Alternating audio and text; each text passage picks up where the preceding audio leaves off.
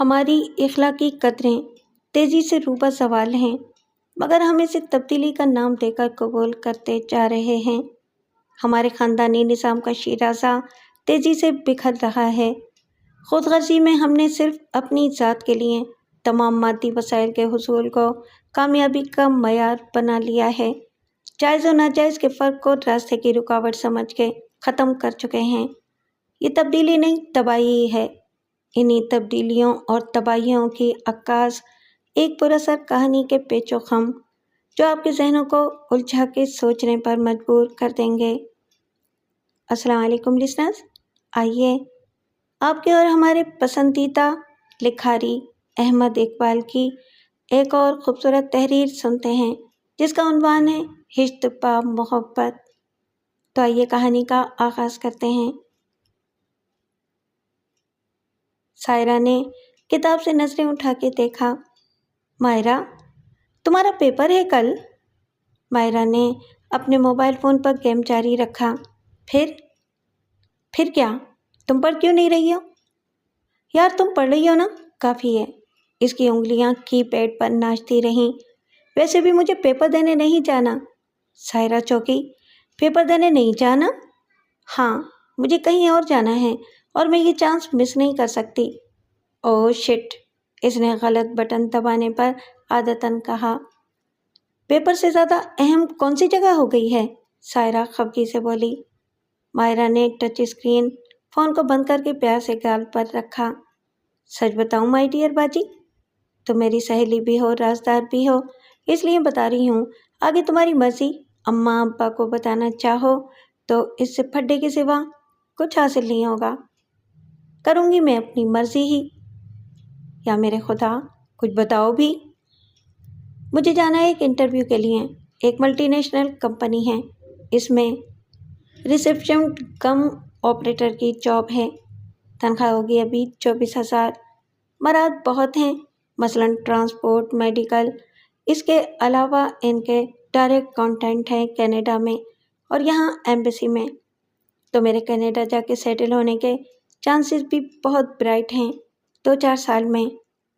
سائرہ دم بخود یہ سب کچھ سنتی رہی۔ مگر مائرہ، ابھی تمہاری عمر 18 سال ہے۔ مائرہ ہنسی۔ سویٹ آپی، تمہیں کچھ سرپرائز دوں؟ پہلے یہ دیکھو۔ سائرہ نے شناختی کارڈ پکڑ لیا۔ ہیں، یہ تمہارا ہے؟ یار فوٹو کس کی ہے اوپر؟ میری ہے تو کارڈ بھی میرا ہے۔ سائرہ اسے دیکھتی رہی۔ یہ کیسے بنا؟ اس میں تو تمہاری عمر 20 سال لکھی ہے، تاریخ پیدائش کے حساب سے۔ ہو گئی تو ہو گئی، چیلنج کون کر رہا ہے یہاں؟ ابھی یہ دوسرا آئٹم بم خاص تمہارے لیے۔ سائرہ نے کارڈ واپس کیا اور پائپ کی طرح رول کیا ہوا کاغذ پکڑ لیا۔ اس کی آنکھیں پھٹی کی پھٹی رہ گئیں۔ مائرہ، یہ؟ ہاں یار، ڈگری ہے میری BA کی، جو میں نے پرائیویٹ کیا گزشتہ سال، اور یہ میں نے کمپیوٹر سے پرنٹ نہیں نکالا ہے، یونیورسٹی سے جاری ہوئی ہے۔ رائٹر مارکس اور کنٹرولر آف ایگزامینیشن کے دستخط، سب جینوئن۔ مگر ڈگری تو جعلی ہے۔ مائرہ ہنس پڑی اور ڈرامائی لہجہ بنا کے بولی، نادان لڑکی، ڈگری تو ڈگری ہوتی ہے، اصلی ہو یا نکلی۔ کل اسی کی بنیاد پر میرا سلیکشن بھی ہوگا۔ میں بتا سکتی ہوں کہ سلیکشن کمیٹی کے ارکان مجھ سے کیا سوالات کریں گے۔ تو میں تو یہ بھی بتا سکتی ہوں کہ کل میں کیا پہن کر جاؤں گی۔ وہ جو بلیک شرٹ ہے نا میری، نہیں وہ نہیں، جو اماں نے عید پر بنائی تھی، وہ سلیو لیس، جس پر تم اعتراض کرتی ہو کہ بیک پر سے بہت اوپن ہے، اور اس کے ساتھ اورنج اسکرٹ۔ تم نے میرے سن گلاسز دیکھے؟ بالیاں تو دیکھی ہیں نا، جیسی پریانکا چوپڑا کی تھیں اس فلم میں۔ مائرہ یہ تم کیا کر رہی ہو؟ خدا کے لیے کچھ سوچو۔ ابا کے لیے تم سوچو پیاری بہن، میں تو صرف اپنے لیے سوچتی ہوں۔ After all this is my life, اور بقول شاعر مغرب، زندگی نہ ملے گی دوبارہ۔ میں سب کو فیس کرنے کے لیے تیار ہوں، تم ابھی کرانا چاہتی ہو تو ابھی صحیح۔ سائرہ بت بنی ٹیبل پر کھلی کتاب کو گھورتی رہی۔ متضاد اور مخالف سمت میں کھینچنے والی قوتوں کے آگے وہ بے بس ہوتی جا رہی تھی۔ غلط اور صحیح، جائز اور ناجائز، اچھا برا، وقت ایک ہی گرائنڈر مکسر میں سب کو گھوٹ رہا تھا، اور یہ نئے دور کا انرجی ڈرنک تھا۔ اس سے دماغ صحیح ٹریک پر چلنے لگتا تھا۔ گزرے ہوئے دن پر لعنت، آنے والے دن کی ابھی سے کیوں فکر؟ سارے اخلاقی نظریات لا حاصل، آج کا مادی فائدہ اپنی بقا کا ضامن ہوگا۔ گزرے وقتوں کی ساری قدروں کے تمام صحیفے اٹھا کے گٹر میں ڈال دو۔ آج کا وقت اپنی ترجیحات کا خود تعین کرے گا۔ ہر زیرو کا الگ اور پرسنل کوڈ آف کنڈکٹ ہوگا۔ جس کی زندگی کسی اور کی نہیں، اس کی ذاتی ملکیت سمجھی جانی چاہیے۔ سائرہ سخت الجھن میں تھی۔ وہ سب خاندانی اور معاشرتی روایات سے بغاوت تھی جو ماہرہ کر رہی تھی، لیکن اسے لگتا تھا کہ وہ غلط نہیں کر رہی ہے۔ ہر شخص مستقبل کے بارے میں کوئی بھی فیصلہ کرنے سے پہلے سوچتا تو ہے کہ اس کا نتیجہ کیا نکلے گا، اس سے فائدہ ہوگا یا نقصان۔ فیصلے خواہ کاروباری ہوں یا سیاسی، کون دیتا ہے آنکھیں بند کر کے کسی کو اختیار کہ کوئی فیصلہ کرے، جبکہ وہ خود فیصلہ کر سکتا ہو اور بہتر انداز میں کر سکتا ہو، سادہ حقیقی اور منطقی بنیادوں پر، اپنے مزاج، حالات اور توقعات کو پیش نظر رکھتے ہوئے۔ ماہرہ، گھر سے تم پیپر دینے جاؤ گی تو وہ لباس جو تم نے بتایا تھا؟ اس نے اچانک پوچھ لیا۔ ماہرہ نے گیم پر سے نظریں ہٹائے بغیر کہا، یار پاگل سمجھ رکھا ہے مجھے تم نے؟ اس کا بندوبست ہے، ایک فرینڈ کے گھر جا کے لباس بدلوں گی۔ اب تم سو جاؤ نا، مجھے ڈسٹرب مت کرو۔ یہ گیم بہت ضروری ہے تمہارے لیے، اور خوف کوئی نہیں تمہیں کہ ابا تمہارے ہاتھ میں یہ 50,000 کا موبائل فون دیکھ لیں گے؟ انہوں نے تو تمہیں 2,000 کا دلایا تھا جو میرے پاس بھی ہے۔ تم رکھو اسے ابا کی نشانی سمجھ کے، اور میری فکر مت کرو۔ اس نے ایک انگلی سے دروازے کی طرف اشارہ کیا۔ نوک کے بغیر اندر کوئی نہیں آ سکتا، کسی کو آنا بھی نہیں چاہیے۔ ماہرہ، اس نے کچھ دیر بعد سوال کیا، یہ تم امی سے کیا کہتی رہتی ہو کہ بندوبست ہو جائے گا پیسوں کا؟ ماہرہ ہنس پڑی۔ ڈیئر سسٹر، اماں ایک بات کرتی ہیں اکثر، گڑ نہ دو گڑ جیسی بات تو کرو۔ یہ اسی فارمولے کے مطابق کہتی ہوں میں۔ وہ بیچاری ویسے ہی ڈپریشن میں ہیں۔ ابا کے اصولوں کا بوجھ ڈھونا کوئی آسان کام ہے؟ کل تو تم کہہ رہی تھی کہ سمجھو ہو گیا۔ اوفو، مت ڈسٹرب کرو بہنا، سو جاؤ اور میٹھے میٹھے سپنے دیکھو پیا گھر کے۔ میرا گھر میری جنت والا خواب چلے گا۔ آس توڑنے سے جھوٹا آسرا دینا بہرحال بہتر ہے۔ اوہ شٹ، پھر خراب کرا دیا یہ گیم بھی تم نے۔ مجھے لگتا ہے ماہرہ، تم گیم کسی کے انتظار میں کھیل رہی ہو، وقت گزار رہی ہو۔ ماہرہ نے فون بند کر کے رکھ دیا اور ایک انگڑائی لی۔ بالکل ٹھیک، اور اسی لیے نیند بھی نہیں آ رہی ہے مجھے۔ کیا گھر ہے ہمارا بھی، چائے ملے گی صبح شام، اس وقت جی چاہتا ہے کہ کافی مل جائے گرم گرم، کیسپوچینو، مگر ابا کہتے ہیں نا، چیل کے گھونسلے میں ماس کہاں؟ پتہ ہوتا تو ایک انرجی ڈرنک چھپا کے رکھ دیتی فریج میں پیچھے کہیں۔ SMS کے سگنل پر اس نے جھپٹ کر فون اٹھایا۔ لکھا تھا، کیا کر رہی ہے سویٹی؟ کیا کر سکتی ہوں سویٹ ہارٹ، تمہیں یاد کرنے کے سوا؟ ماہرہ نے لکھا۔ میں نے تمہارے حکم کی تعمیل کر دی ہے، جواب آیا۔ سائیں، مجھے تم سے یہی امید تھی، ماہرہ نے لکھا۔ امیدیں تو ہم نے بھی بہت باندھ رکھی ہیں تم سے، ماہرہ نے لکھا۔ سب پوری ہو جائیں گی وقت آنے پر، اور وقت زیادہ دور نہیں ہے، اب سب کچھ پاسبل ہے۔ وہ ہنسا۔ چلو چھوڑو ڈارلنگ، ان لڑکوں کو امپاسبل کو پاسبل بنانا آتا ہے۔ یہ بتاؤ، کل جوائن کر رہی ہو؟ سائیں، اپنے وعدے ایسے نہیں ہوتے ہیں، اس نے لکھا۔ I will be there to receive you، اور میں تمہیں اسی ڈریس میں دیکھنا چاہتا ہوں۔ وہ ہنسی، پھر اس نے لکھا، مجھے یاد ہے بابا، تم تو ٹین ایجر کی طرح شوق ہو رہے ہو۔ کیا تانا دے رہی ہو عمر کا؟ دل کو دیکھو کتنا جوان ہے۔ یہ تو دیکھ لیا ہے اچھی طرح، ورنہ تم جیسے کسی شادی شدہ آدمی کو میں گھاس ڈالتی جس کے بچے میری عمر کے ہوں۔ ایک بیوی اوپر اور دوسری گھر میں بیٹھی ہو۔ ایک دن تم میرے گھر میں دلہن بنی بیٹھی ہوگی، یہ سوچتا ہوں تو اپنی خوش نصیبی پر یقین نہیں آتا۔ کب آئے گا وہ دن؟ مائرہ نے لکھا، آ جائے گا وہ دن بھی۔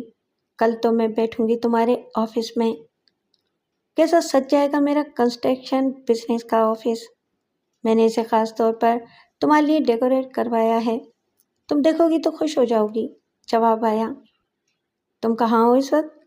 میرا مطلب ہے کہ تمہاری بیوی، کیا وہ شک نہیں کرتی؟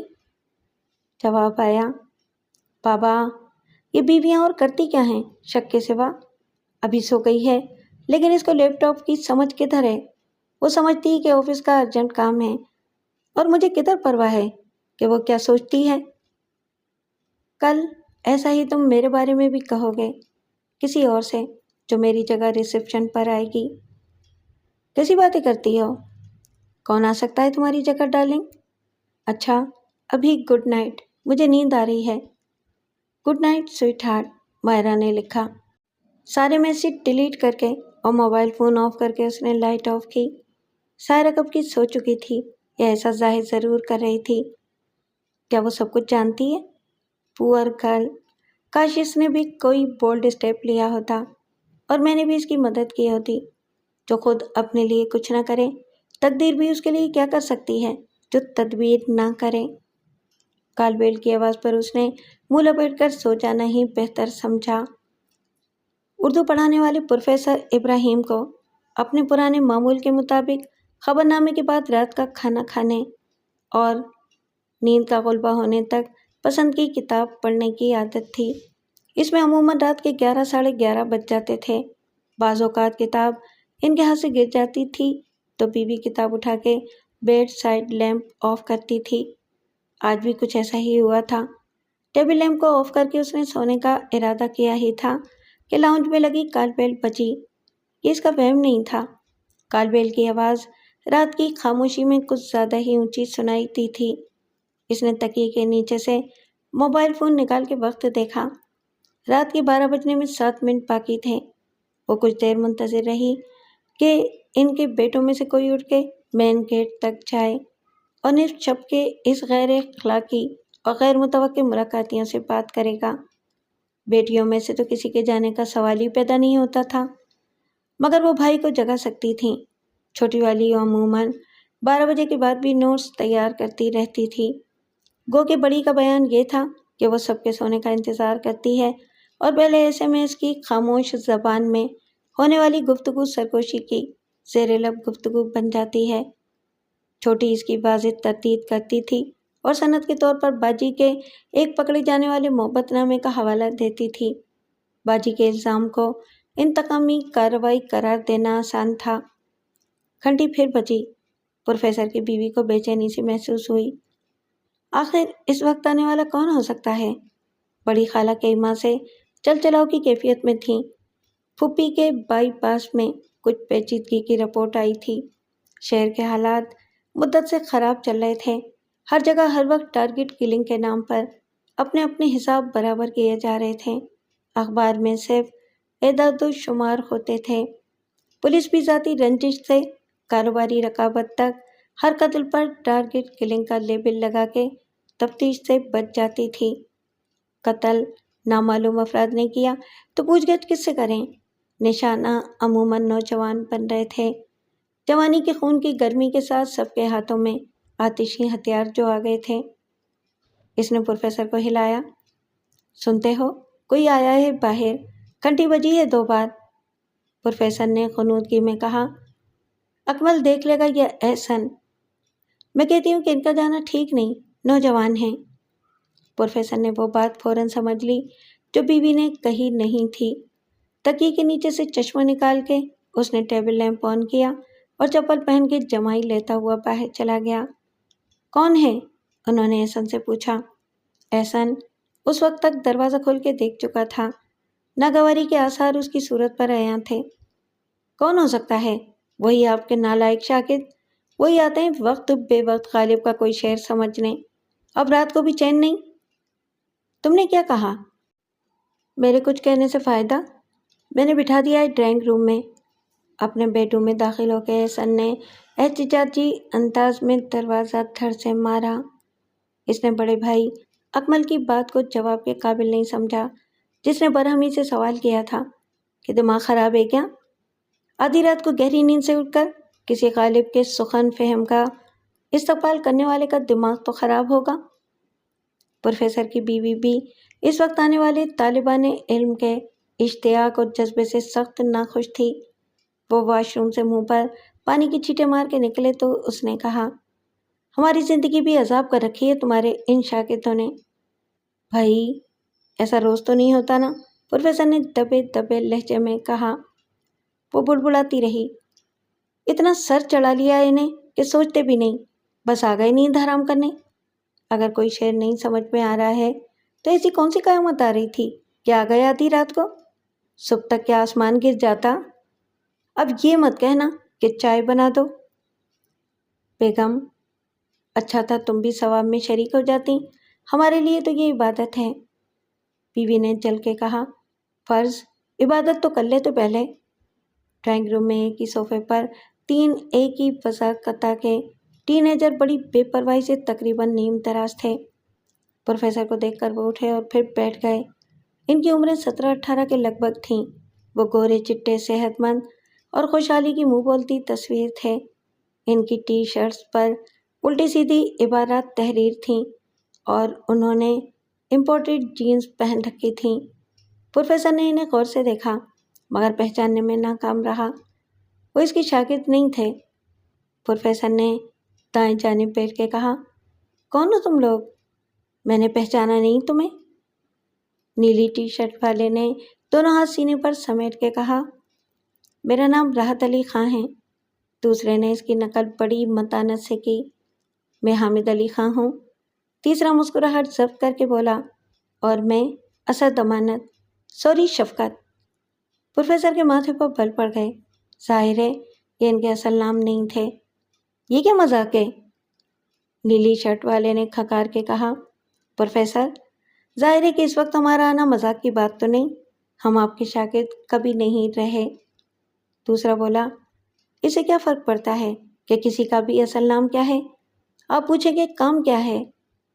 پروفیسر اٹھ کھڑا ہوا، میں ہرگز نہیں پوچھوں گا اور کوئی بات سنوں گا بھی نہیں، تم لوگ جا سکتے ہو۔ ان میں سے کوئی ہلا بھی نہیں۔ انہوں نے زیر لب مسکراہٹ کے ساتھ ایک دوسرے کی طرف دیکھا۔ پھر نیلی ٹی شرٹ والے نے، جو ان کے لیڈر کی طرح بیہیو کر رہا تھا، انگریزی میں کہا، don't you get hurt old مین؟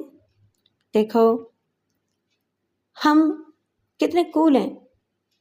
دوسرے نے سر ہلایا، اور ہم آئے ہیں اس وقت بزنس کے لیے۔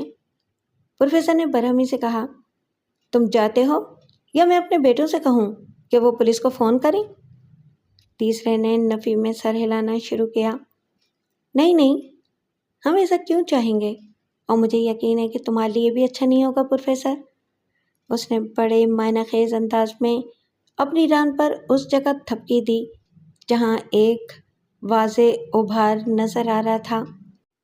اسی وقت دوسرے نے ایسے ہی اپنی پتلون کے ابھار کو واضح کیا، please sit down old man, مزید ٹائم ضائع کرنے کا کوئی فائدہ نہیں۔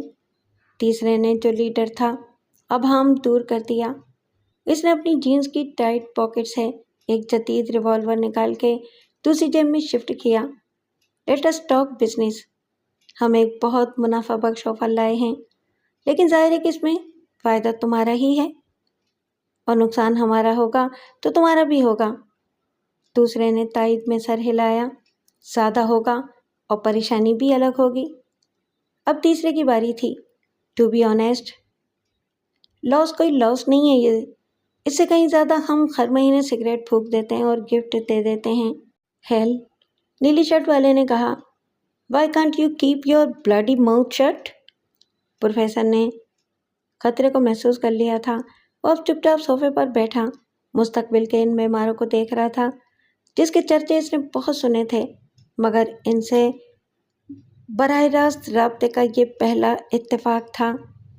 دروازے کی اوٹ سے پروفیسر کی بیوی نے کہا، چائے لے لو۔ وہ میکینکی انداز میں اندر کھلنے والے دروازے تک گیا۔ اسے خیال ضرور آیا تھا کہ وہ چائے لے کر پلٹنے کے بجائے بھاگ کر سیدھا اکمل اور احسن کے کمرے میں گھس جائے۔ چلا کے بیوی سے کہا کہ وہ لڑکیوں کے بیڈ روم میں جا کے دروازے کو اندر سے بند کر لے۔ اس میں خطرے کی کوئی بات نہیں تھی۔ وہ اندر جا کے پولیس کو فون کرتا تو موبائل کے آنے سے پہلے وہ تینوں گینگسٹر بھاگ جاتے، لیکن وہ پھر آتے زیادہ تیاری کے ساتھ اور پھر اتنی شرافت بھی نہ دکھاتے۔ پولیس ان کا خاک بھی سراغ نہ لگا پاتی، جبکہ پروفیسر نہ ان کا نام پتہ بتاتا اور نہ یہ کہ وہ کس کالج کے تھے اور کیا چاہتے تھے۔ چنانچہ بیوی نے پوچھا، کون ہے؟ اس نے پرسکون لہجے میں کہا، شاگرد ہے میرے، اور چائے کی ٹرے لے کر واپس آ گیا۔ اب شک و شبے کی کوئی بات ہی نہیں رہی تھی۔ پروفیسر زیادہ پرسکون رہ کے اس خطرناک صورتحال سے نمٹنا چاہتا تھا۔ چائے پیو اور آرام سے بتاؤ کہ لالچ اور دھمکی کے حربے آزما کے تم مجھ سے کیا چاہتے ہو؟ That is better. سرخونا نے چائے کا کپ اٹھا لیا۔ دوسرے نے برا سا منہ بنایا، میں چائے نہیں پیتا، کافی مل سکتی ہے؟ تیسرے نے تائید میں سر ہلایا، یا کوئی energy drink? Don't be rude. Professor بہت نائس اور وہ ہے مہمان نواز۔ گینگ لیڈر اپنے ساتھیوں پر غرایا۔ انہوں نے کپ اٹھا لیے۔ ہمارا تعلق مختلف کالجوں سے ہے، لیکن ہم فرینڈس ہیں۔ اسکول میں ساتھ تھے۔ وہ کلفٹن کا سب سے مہنگا اور مشہور اسکول ہے۔ ہم سب نے او لیول کیا ہے۔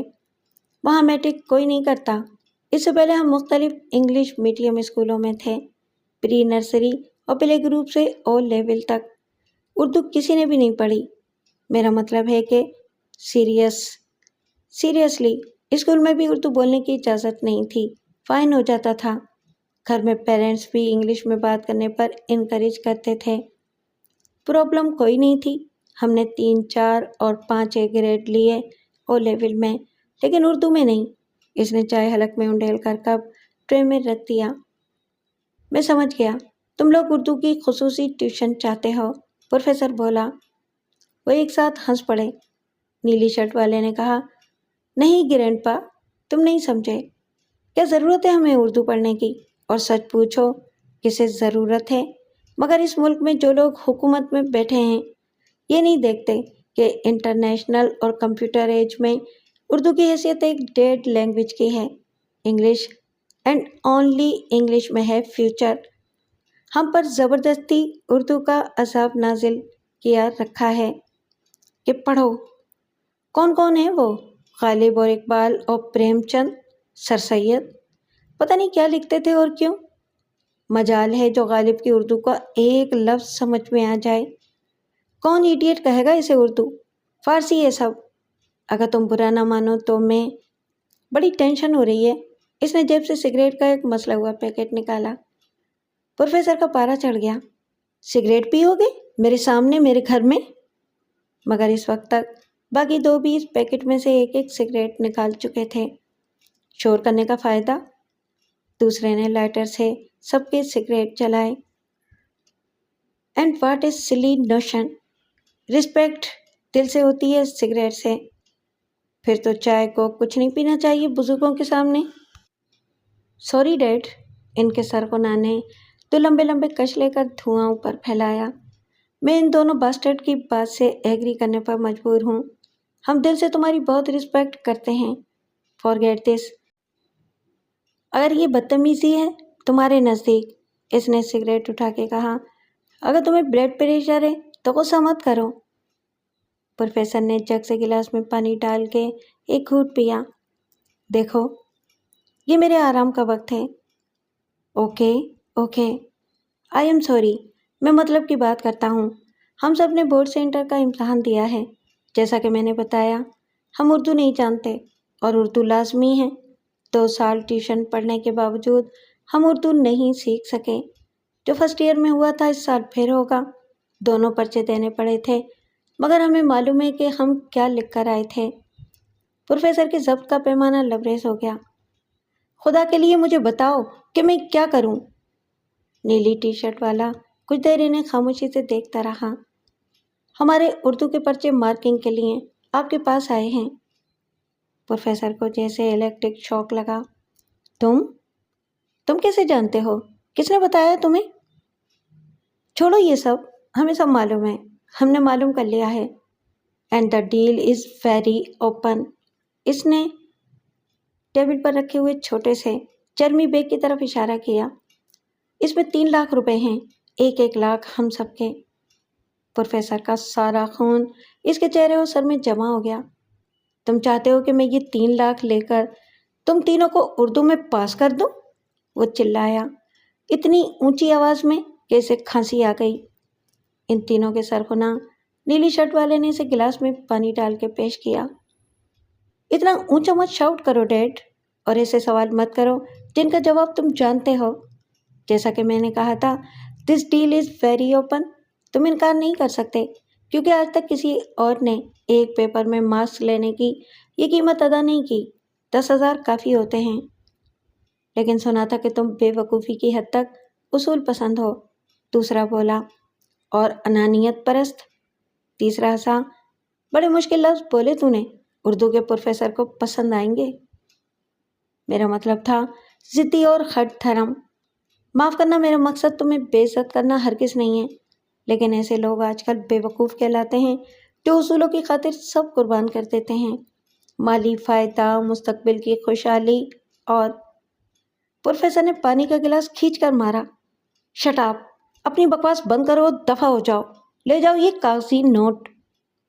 इसके टारगेट ने पुरसुकून रहते हुए थोड़ा सा सर को दाएं जानिब झुकाया। गिलास उड़ता हुआ सीधा जाके इसके पीछे की दीवार से टकराया और किरची किरची होकर नीचे बिखर गया।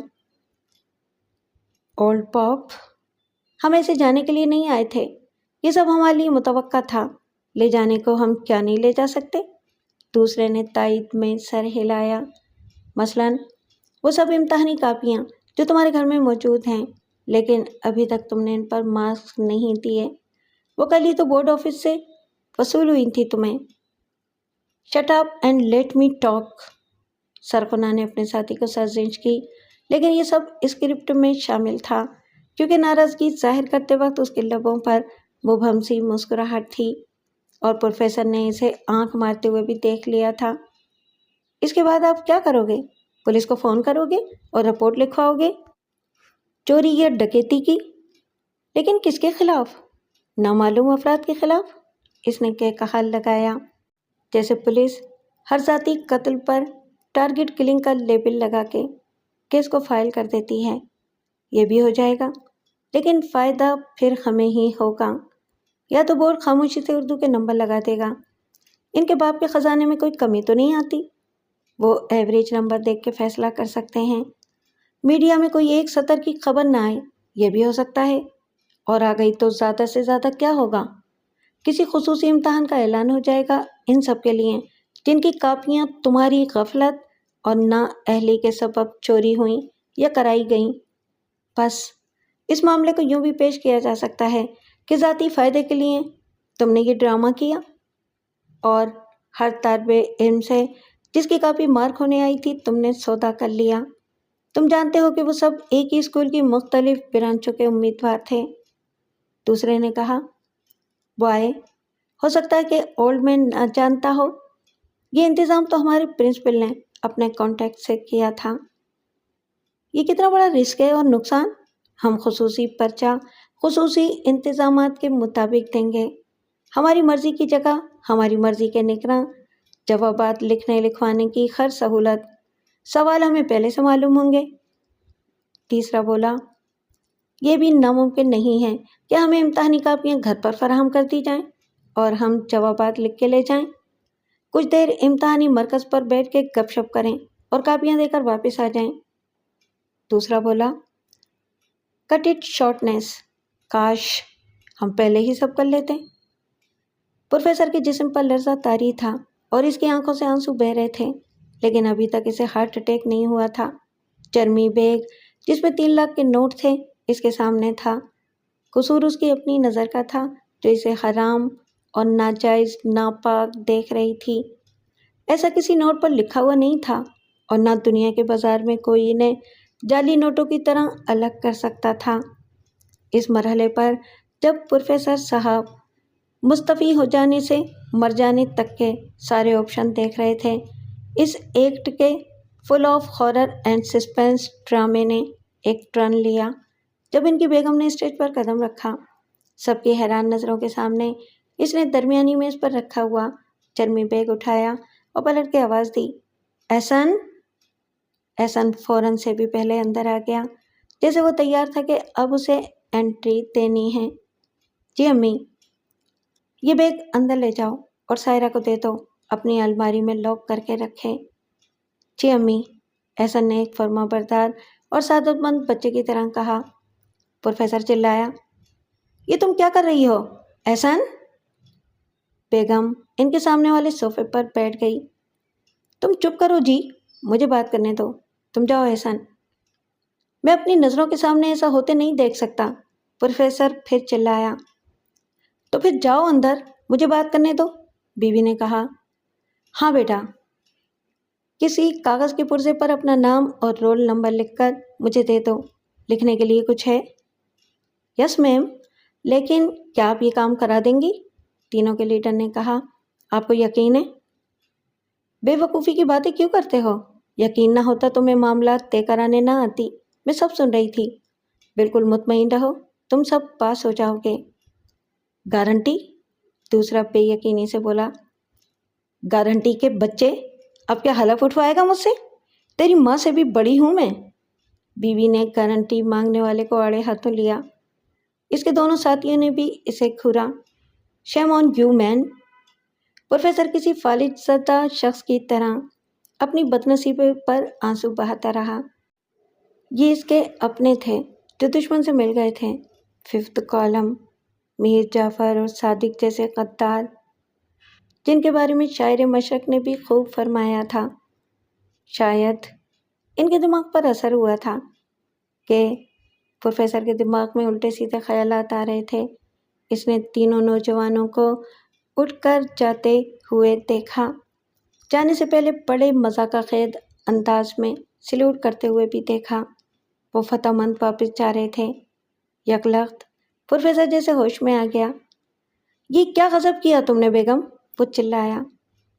چلاؤ مت، چلاؤ مت، میں نے وہی کیا جو تمہیں کرنا چاہیے تھا۔ تم ایک باپ کی طرح سوچتے تو مجھے کیوں آگے آنا پڑتا؟ کیا مطلب ہے تمہارا؟ پروفیسر دھاڑا۔ میں اچھا باپ نہیں ہوں؟ نہیں، کیونکہ اپنے اصول تمہیں ہم سے بھی زیادہ عزیز رہے۔ اپنی اولاد کو تم اپنے اصولوں پر قربان کرتے رہے اور آج بھی کر رہے ہو۔ ان کی زندگی کو داؤ پر لگا رکھا ہے تم نے۔ کوئی مرے یا جیے، کسی کی زندگی تباہ ہو جائے، تمہیں اپنے اصول ہم سب سے پیارے ہیں۔ یہ جھوٹ ہے، بہتان ہے۔ یہ جھوٹ ہے کہ تم نے اکمل کو نقل سے روکا۔ نقل کرانے والے تیار تھے، ایک پیسہ نہیں مانگ رہے تھے تم سے، بدلے میں صرف یہ چاہتے تھے کہ تم ان کے کسی بچے کی مدد کر دو، مگر تم نے انکار کیا۔ کیا ملا تمہیں؟ اکمل کا مستقبل تو تباہ ہو گیا۔ نقل کرنے والوں کو نمبر پھر بھی مل گئے اور وہ پہنچ گیا میڈیکل کالج میں۔ اکمل کا ڈاکٹر بننے کا خواب پورا نہیں ہوا۔ جانتے بھی ہو کہ داخلوں کا سارا نظام نمبروں پر چلتا ہے۔ کون دیکھتا ہے کہ نمبر کس نے کیسے لیے تھے؟ اب BSc کر کے وہ ایک اسکول ٹیچر ہے تو تمہاری وجہ سے۔ پروفیسر نے صدمے سے سر جھکا لیا۔ میں اپنے ضمیر کے خلاف کیسے جاتا؟ میں مجبور تھا۔ اور آج بھی ہو، بیوی نے تلخ و طنزیہ لہجے میں کہا۔ سائرہ کے لیے کیا ہے تمہارے پاس؟ 3 مہینے رہ گئے ہیں اس کی شادی میں، اور تیاری کیا ہے؟ خاک، وہی جوڑے ہیں جو میں تنخواہ میں سے بس پیسے بچا بچا کر بناتی رہی تھی۔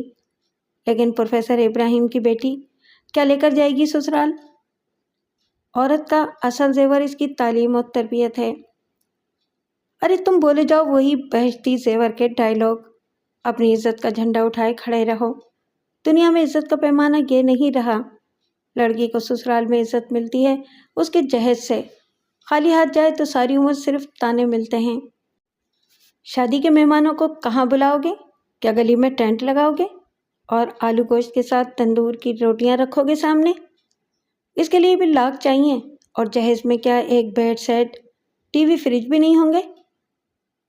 تم سب جانتے ہو کہ میں نے اپنی تنخواہ میں سے ایک پیسہ اپنی ذات پر خرچ نہیں کیا، چائے، سگریٹ، پان، دوست احباب کسی پر نہیں اڑایا۔ مگر تنخواہ تھی ہی کتنی؟ اس کے علاوہ جو آیا تو تمہارے اصول آڑے آتے رہے۔ دیکھ نہیں رہے زمانے کے تیور؟ انکار کا نتیجہ ابھی سامنے آ جاتا۔ وہ صرف پیپر ہی نہیں اٹھا کے لے جاتے، مائرہ کو بھی تو کیا کر لیتے تم؟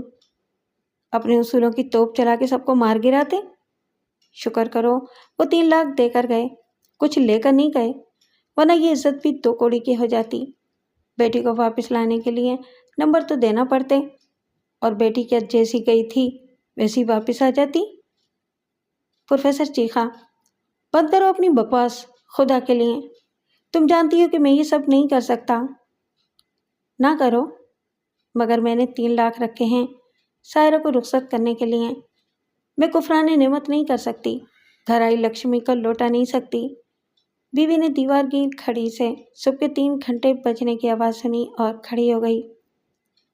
ایک بات اچھی طرح سمجھ لو بیگم، نمبر میں نہیں دوں گا، جو ہو سو ہو، بعد میں تم بھگتو یا تمہاری بیٹی۔ بیوی عیاری سے مسکرائی۔ تم شیر ہو نا پروفیسر، تو میں 1.25 شیر ہو گئی ہوں، کیونکہ تم نے صرف بچے پیدا کیے ہیں، پالا میں نے ہے، اور وہ میری ذمہ داری ہیں۔ نمبر تو میں احسن سے لگوا دوں گی، وہ بھی سب سن رہا تھا۔ اب تک اس نے امتحانی کاپیاں اپنے قبضے میں کر لی ہیں۔ یہ 3 رول نمبر ہیں، کل ان کی مارکنگ کر دے گا۔ انکار تم کیسے کرو گے؟ اس کی اور تمہاری ہینڈ رائٹنگ ایک ہے، امتحانی کاپیوں پر تمہارے دستخط بھی کر لے گا۔ وہ فاتحانہ انداز میں ڈرائنگ روم سے نکل گئی۔ پروفیسر نے اٹھنا چاہا، مگر اس کی ٹانگوں نے بھی بغاوت کر دی۔ اس نے صوفے کے بازو پر اپنے بازو رکھ کے زور لگانے کی کوشش کی، پھر اس نے چیخنا چلانا چاہا، لیکن وہ کچھ بھی نہ کر سکا۔ اس کے اختیار میں کچھ بھی نہیں رہا تھا۔ جون کا مہینہ تھا اور کراچی کے ساحلی شہر کو سمندر کی طرف سے آنے والی مرطوب ہوا نہیں مل رہی تھی، جو موسم کو معتدل رکھتی تھی۔ الٹی ہوا چلتی تھی تو 1.5 کروڑ کی آبادی بلبلا اٹھتی تھی۔ سڑک پر تارکول نرم پڑ گیا تھا اور دھوپ میں سائے سراب نظر آتے تھے۔ رکشے میں بھی پروفیسر ابراہیم کے دماغ کے تھپیڑے سرسامی کیفیت میں مبتلا کر رہے تھے۔ مجبوری ایک بار پھر اسے اے جی آفس لے آئی تھی، جہاں اس کی پنشن کا کیس گزشتہ کئی ماہ سے التوا میں تھا۔ 50 روپے میں چپراسی سے اجازت نامہ حاصل کر کے وہ اکاؤنٹس آفیسر کے کمرے میں داخل ہوا اور خاموشی سے ان کرسیوں کے پیچھے کھڑا ہو گیا جو اس کی بلیئرڈ ٹیبل جیسی میز کے گرد لگی ہوئی تھیں۔ ان پر چیئرمین لٹھے کے کلف لگے، دھوپ سے اجلے سفید گھیردار شلوار قمیض اور سیاہ واسکٹوں میں ارکان اسمبلی، ٹھیکیدار اور سیکریٹریٹ کے عہدیدار تشریف فرما تھے۔ ان کے سامنے چائے کے کپ تھے اور خالی پلیٹوں میں سموسوں کی باقیات۔ یہ ترقیاتی منصوبوں، سرکاری ٹھیکوں اور خصوصی فنڈز پر اٹھنے والے اخراجات کے بل پاس کرانے والے لوگ تھے۔ حسن عسکری اکاؤنٹس آفیسر نے ناگواری اور فرونیت کے جذبات سے بھری ہوئی نگاہ پروفیسر ابراہیم پر ڈالی۔ تم پھر آ گئے؟ کیا کروں جناب والا، اب 6 مہینے ہو گئے ہیں مجھے چکر لگاتے ہوئے۔ اوہو بھائی، وقت تو لگے گا نا تمہاری پوری سروس کا ریکارڈ ویریفائی کرنے میں، ابراہیم نے لجاجت سے کہا۔ تمام کاغذات تو محکمہ تعلیم نے میری ریٹائرمنٹ سے 6 مہینے پہلے ہی بھیج دیے تھے۔ اچھا، یہ سب میں پہلے بھی سن چکا ہوں، اوپر جا کے G5 سے معلوم کرو، عسکری صاحب نے چھنچھلا کر کہا۔ وہ کہتے ہیں کہ بل آپ کی ٹیبل پر ہے، چیک کے ساتھ۔ عسکری صاحب نے معذرت طلب نظروں سے معزز مہمانوں کو دیکھا اور ایک سرکاری افسر کی جبری خوش اخلاقی سے کام لیتے ہوئے نرمی سے کہا، اچھا ابھی میں مصروف ہوں، 2 گھنٹے بعد آنا۔ احسن کی آنکھیں اس فرانسفٹ افسر پر جمی ہوئی تھیں۔ یہ تیسرا موقع تھا کہ وہ پروفیسر ابراہیم کو بڑی بد اخلاقی سے ٹال رہا تھا۔ اس نے اچانک کہا، عسکری صاحب، یہاں کوئی ویٹنگ روم ہے؟ کیا مطلب؟ یہ سرکاری دفتر ہے۔ تو پھر آپ بتائیں کہ 2 گھنٹے یہ بوڑھا آدمی کہاں گزارے؟ سڑکوں پر مارا مارا پھرے؟ آپ کو معلوم ہے کہ اس وقت باہر کا درجہ حرارت کیا ہے؟ بدتمیزی مت کرو، एहसन भड़क उठा। बदतमीजी मैं कर रहा हूँ या आप कर रहे हैं? आप ग्रेड 17 के अफसर हैं ना? और ये जो आपके सामने खड़ा पेंशन की भीख मांग रहा है, ये ग्रेड 19 में रिटायर्ड हुआ था। ये आपके बच्चों का रूहानी बाप है। इन्हें तालीम के जेवर से आरास्ता करता है, जिसे आपने खड़ा कर रखा है। किस लिए मिली हैं आपको ये कुर्सियाँ आखिर? सिर्फ ठेकेदारों और अपने मेहमानों को बिठाने के लिए? इस पर एक रिटायर्ड उस्ताद क्यों नहीं बैठ सकता आखिर? इसे आप भी क्लास में खड़े होकर रिसीव करते थे। Shut up, shut up! Askari साहब ने घंटी बजाई और चपरासी से कहा, निकाल दो इन दोनों को बाहर। सरकारी दफ्तर में आके बदमाशी करते हो? कौन हो तुम आखिर? प्रोफेसर ने कांपते हुए एहसन को खींचा। खुदा के लिए चुप हो जाओ, मालूम हो जाएगा आपको कि मैं कौन हूँ, प्रोफेसर इब्राहिम का बेटा होने के अलावा। एहसन ने जाते जाते कहा, एहसन, अब मुझे और कई महीने धक्के खाने पड़ेंगे, इसलिए आए थे तुम मेरे साथ? प्रोफेसर इब्राहिम ने खफगी से कहा। मेज के गिर्द बैठे हुए किसी एमपीए या ठेकेदार ने कहा, तेवर बताते हैं कि मीडिया का बंदा है, बड़ा सर चढ़ा लिया है नेवी हुकूमत ने, सारे ब्लैक मेलर्स हैं। अस्करी साहब ने कहा, उस्ताद की इज्जत तो हम भी करते हैं, मगर क्या करें, कवायद तो सवाबित से मजबूर हैं। बाहिरा के एहसन को अपनी बेवकूफ़ी का एहसास हुआ। इसने अपना नहीं बाप का नुकसान किया था। पेंशन की रकम से घर में मुफलिसी और तंगदस्ती ख़त्म हो जाती। ग्रेजुएटी और प्रोविडेंट फंड प्रोफेसर की 32 साल दौरे मुलाजमत का जमाशुदा सरमाया था, और ये इतनी बड़ी रकम थी कि इससे फेडरल बी एरिया में 120 गज का अपना घर भी खरीदा जा सकता था। इसके बाद हर माह किराए की मद में जाने वाली 10,000 की रकम बचती और ज़िंदगी बहुत आसान हो जाती। अब न जाने अकाउंट और ऑडिट वाले इस पर मज़ीद कितने एतराज़ात दायर करेंगे, इनसे कितने चक्कर लगवाएंगे। प्रोफेसर इब्राहिम ने कमरे से बाहर आके कहा, अब आइंदा से मैं अकेला ही आ जाऊंगा। हौसला मत हारें अब्बा, 2 घंटे बाद देखते हैं। आप आएँ ज़रा, ऊपर वालों से भी बात कर लें। मुझे लगता है कि दाल ऐसे नहीं गलेगी, एहसन ने कहा। कोई फ़ायदा नहीं है एहसन, ऊपर सब गिद्ध बैठे हैं, मुंह खोले, मुर्दार खोर। इनको गोश्त डालना पड़ेगा ना, इसका भी पता चल जाएगा। आप कुछ मत बोलना, मैं बात करूँगा। प्रोफेसर इब्राहिम को दोहरी मजबूरी थी। एक उम्मीद कि शायद एहसन वो रास्ता निकाल ले जिससे आसानी पैदा होती है। इनको तो रिश्वत देना ही नहीं आती थी। दूसरी मजबूरी ज़रूरतमंदी की थी, जिसके लिए वो कर्ज भी नहीं मांग सकते थे। वो हिम्मत करके 2 सीढ़ियाँ चढ़े और एक चपरासी की बेंच पर इजाज़त लेकर बैठ गए। सौदे की बात चपरासी ने खुद ही शुरू की। क्या मसला है जी? परेशान नजर आते हैं बुजुर्गवार, एहसन ने तो टोक कहा। 6 महीने हो गए पेंशन के लिए धक्के खाते प्रोफेसर साहब को, तुम कुछ मदद कर सकते हो? चपरासी की आंखें रोशन हो गईं। मदद करने वाला वैसे तो अल्लाह ही है, यहाँ का दस्तूर कुछ और है, इस हाथ दे उस हाथ ले। तुम हमारी मदद करो, हम तुम्हारी मदद करेंगे, क्या समझे? समझ गया हूँ, रास्ता तुम बताओ। मदद कौन करेगा हमारी, जिसकी हम मदद करें? और मदद क्या होगी? सब कुछ है अकाउंटेंट साहब के हाथ में, लेकिन बात करेगा इनका मातहत क्लर्क। आप चल के बैठो कैंटीन में, इसे भेजता हूँ मैं। तुम अक्लमंद आदमी हो कि वक्त ज़ाया नहीं किया। साफ बात अच्छी होती है, अपना फ़ायदा देखो तो दूसरे का भी देखो। एक पुरशोर गलीज मेज़ों और शकस्ता किनारों वाले घटिया कप की दूध पत्ती वाले कैंटीन में बैठना भी सब्र आज़मा काम था। इनके सर पर पंखा भी बादल नाखास्ता घूम रहा था, जैसे मुंतज़िर हो कि उसे भी कुछ मिले तो तेज चले और हवा दे। खिचड़ी बालों वाला क्लर्क बेतकल्लुफ़ी से इनके सामने आ बैठा और वो सवाल दोहराने लगा जो बुनियादी थे। पेंशन कितनी है? केस कहाँ अटका हुआ है? ऑब्जेक्शन क्या है? प्रोविडेंट फंड कितना है? सारे जवाबात सुन के उसने चाय के कप को हलक में उंडेला और अपना मुआवजा बता दिया। प्रोफेसर इब्राहिम ने खफगी से कहा, सूफी साहब, ये मेरी हक हलाल की कमाई है, किसी ठेके का बिल नहीं है। बिल कोई भी हो, अदायगी परसेंटेज पर होती है। आज बिल दो, इसी हफ्ते अदायगी का रेट कुछ और है, इसी महीने का कम है, ویسے آپ کی مرضی، چکر لگاتے رہو۔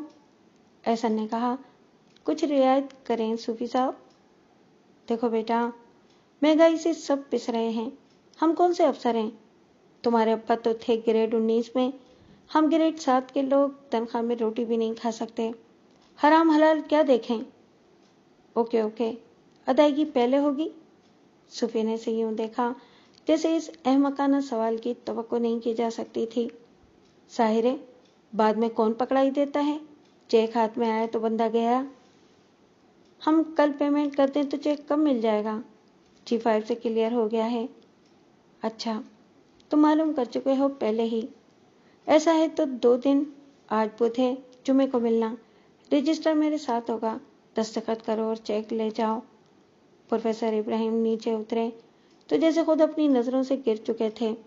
عمر کے اس آخری دور میں انہیں وہ سب کرنا پڑا تھا جو غلط، ناجائز، غیر قانونی، غیر اخلاقی اور حرام سب کچھ تھا، مگر دنیا ایسی چل رہی تھی۔ مولانا حالی فرما چکے تھے کہ چلو تم ادھر کو ہوا ہو جدھر کی۔ انگریز بہت پہلے فارمولہ بتا گئے تھے کہ روم میں ویسا ہی کرو جیسا رومن کرتے ہیں۔ احسن کے ساتھ رکشے میں واپسی کا سفر ایک اور کڑوا گھونٹ تھا۔ زندگی زہر خلاخل ہے تو پینا ہے مجھے۔ اردو کے پروفیسر کو ایسے ہی برمحل آشار یاد آ کے مزید پریشان کرتے تھے۔ رکشہ چلتے چلتے رکا اور ڈرائیور نے اپنی سیٹ پلٹ کے انجن کا پلگ صاف کرنا شروع کیا۔ وہ شارع فیصل کی بلند و بالا عمارات کو دیکھتے رہے جن میں مٹلی نیشنل کمپنی کے دفاتر تھے، جہاں لوگ ایک خوابناک ماحول میں ملازمت کرتے تھے۔ ایئر کنڈیشن کمرے، خوبصورت فرنیچر اور اس سے زیادہ خوبصورت لڑکیاں جو آس پاس رنگ و نور بکھیرتی اٹھلاتی پھرتی تھیں۔ ان کے خوش رنگ جلوہ نما خیال اور انداز محبوبی، چائے کافی ہر وقت دستیاب، کولڈ ڈرنکس حاضر، کام ایسے ماحول میں تفریح دل دفتر میں کیوں نہ لگے؟ رکشہ اسٹارٹ ہونے کا نام ہی نہیں لے رہا تھا اور دھوپ میں پسینہ پسینہ ہو جانے والا ڈرائیور حوصلہ ہار رہا تھا۔ پھر اس نے اعتراف شکست کر لیا۔ آپ کوئی دوسرا رکشہ لے لیں جی۔ وہ ایک چھوٹے سے درخت کے سائے میں فٹ پاتھ پر بیٹھ گیا۔ رکشہ والے کو کچھ کہنے سننے کا فائدہ نہیں تھا۔ مشین کوئی بھی ہو، نوٹس دیے بغیر خراب ہوتی ہے اور نقصان تو اسی کا تھا کیونکہ جتنا فاصلہ طے کیا تھا اس کا کچھ نہیں ملا۔ احسن نے دوسرا رکشہ روک کے پروفیسر ابراہیم کو بٹھا دیا۔ آپ چلے، میں آتا ہوں۔ تمہیں کیا کام پڑ گیا اچانک؟ پروفیسر نے کہا۔ بتاؤں گا آ کے۔ احسن نے دائیں طرف دیکھا اور سڑک پار کر کے درمیانی جگہ پر جا کھڑا ہوا۔ ابھی کچھ دیر پہلے اس کی نظر نے جو دیکھا تھا وہ پروفیسر نے نہیں دیکھا تھا، ورنہ قیامت ہو جاتی۔ خود احسن کو بڑی مشکل سے یقین آیا تھا کہ یہ اس کی نظر کا دھوکہ نہیں ہے۔ سڑک پار کر کے وہ کاروں اور موٹر سائیکلوں سے بھرے ہوئے احاطے میں داخل ہوا اور پھر ایک بلند و بالا دروازے سے گزرا۔ اندر سیاہ ٹائلوں کا فرش ان فانوسوں کی روشنی کو منعکس کر رہا تھا جو دن میں بھی روشن تھے۔ دروازے کے اندر باہر ایک قدم کا فاصلہ جیسے جنت اور جہنم کی حد تھی۔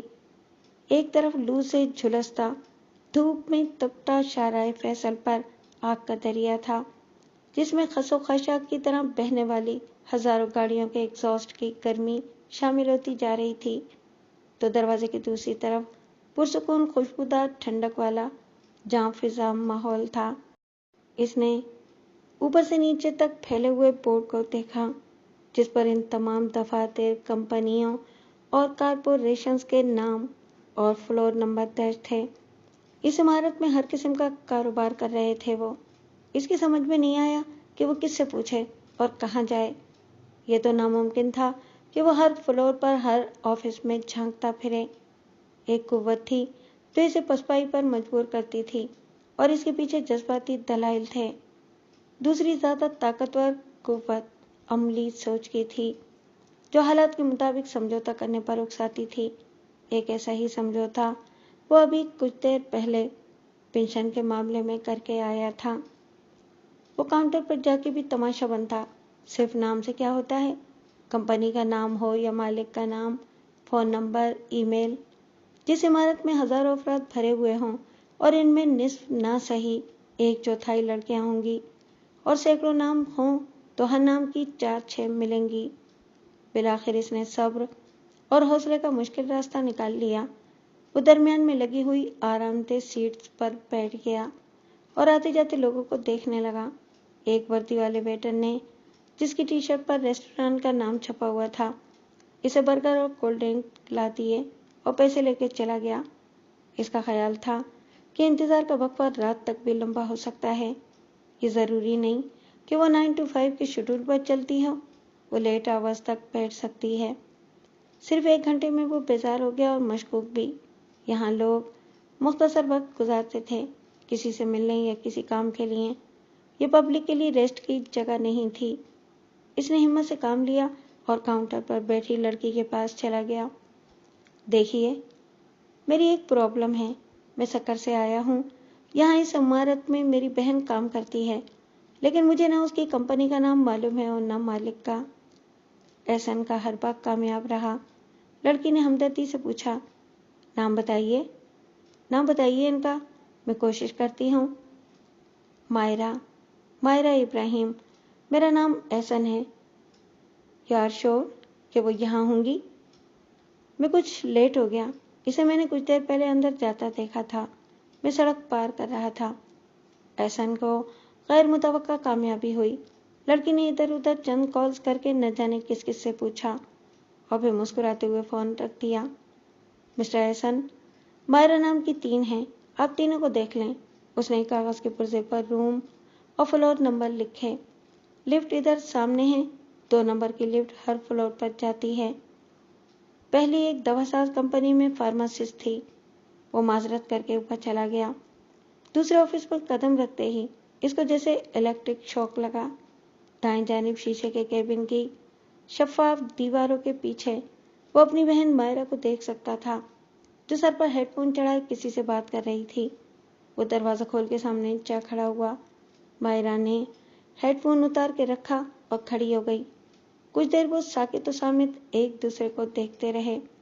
پھر مائرہ نے کہا، تم کو کس نے بتایا بھائی کہ میں یہاں ہوں؟ کسی نے بھی نہیں، اتفاق سے خود میں نے تمہیں دیکھ لیا کار سے اترتے ہوئے۔ میں سڑک کی دوسری جانب تھا، ابا کے ساتھ رکشے میں۔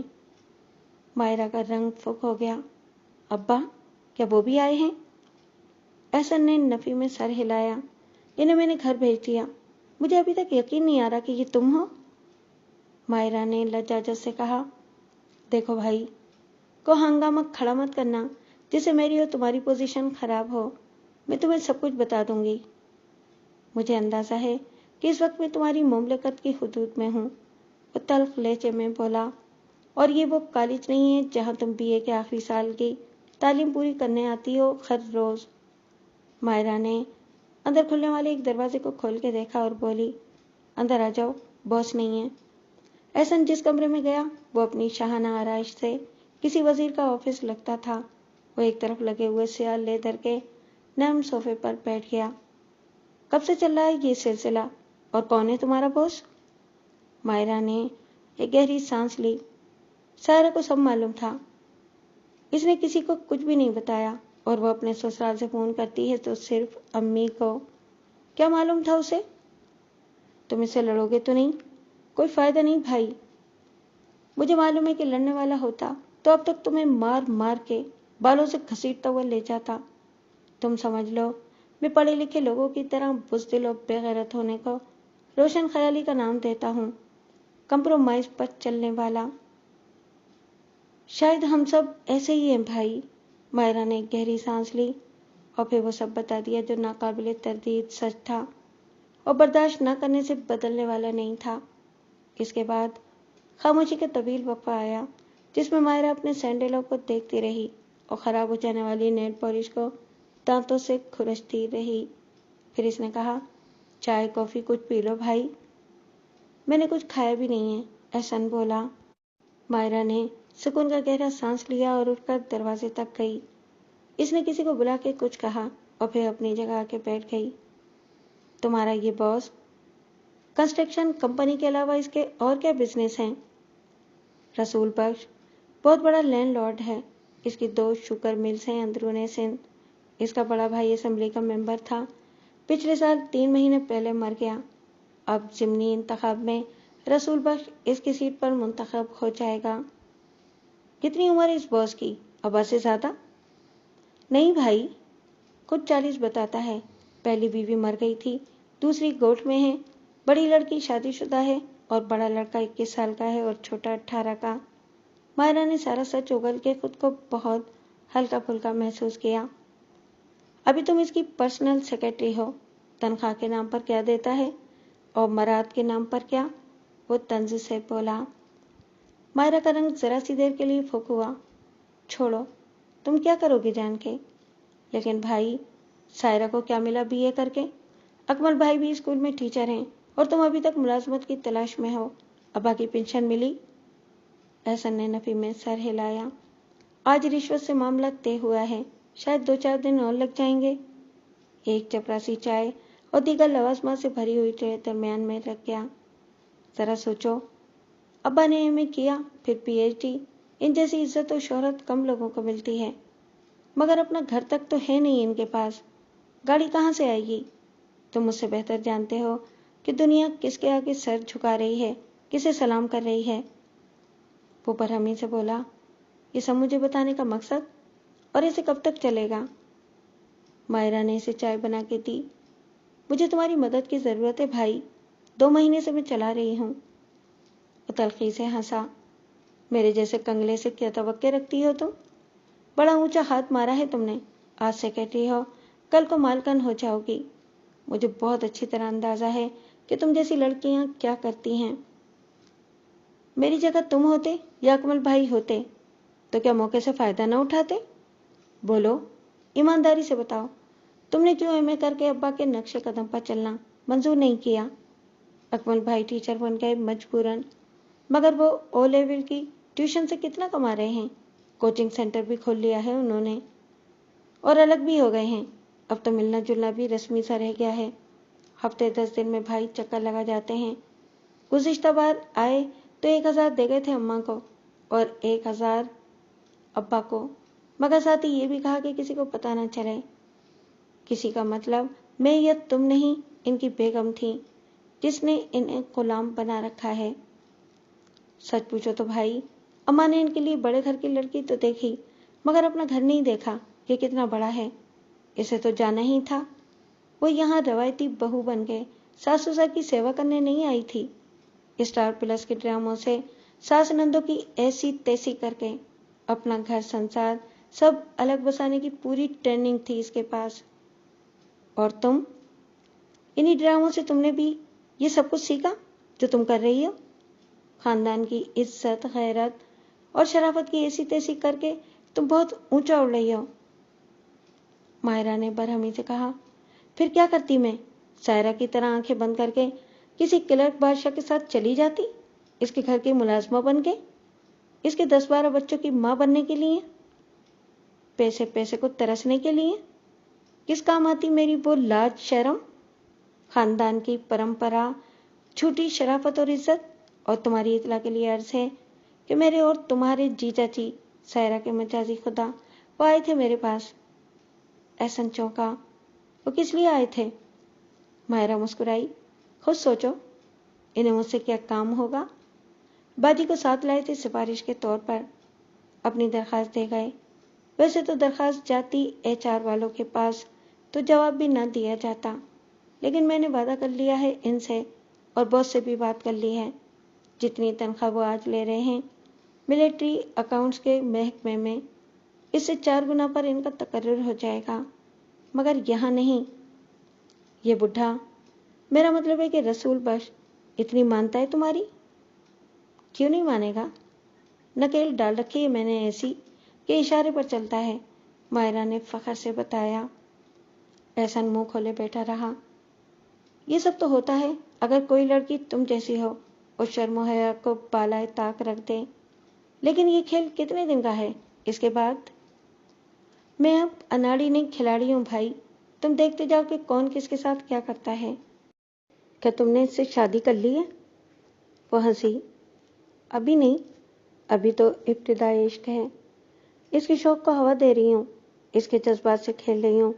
مجھے معلوم ہے کہ بالآخر شادی کرنی پڑے گی، لیکن تب تک میں اپنی پوزیشن بہت سیف کر لوں گی. میں کوئی اسٹریٹ گرل نہیں ہوں.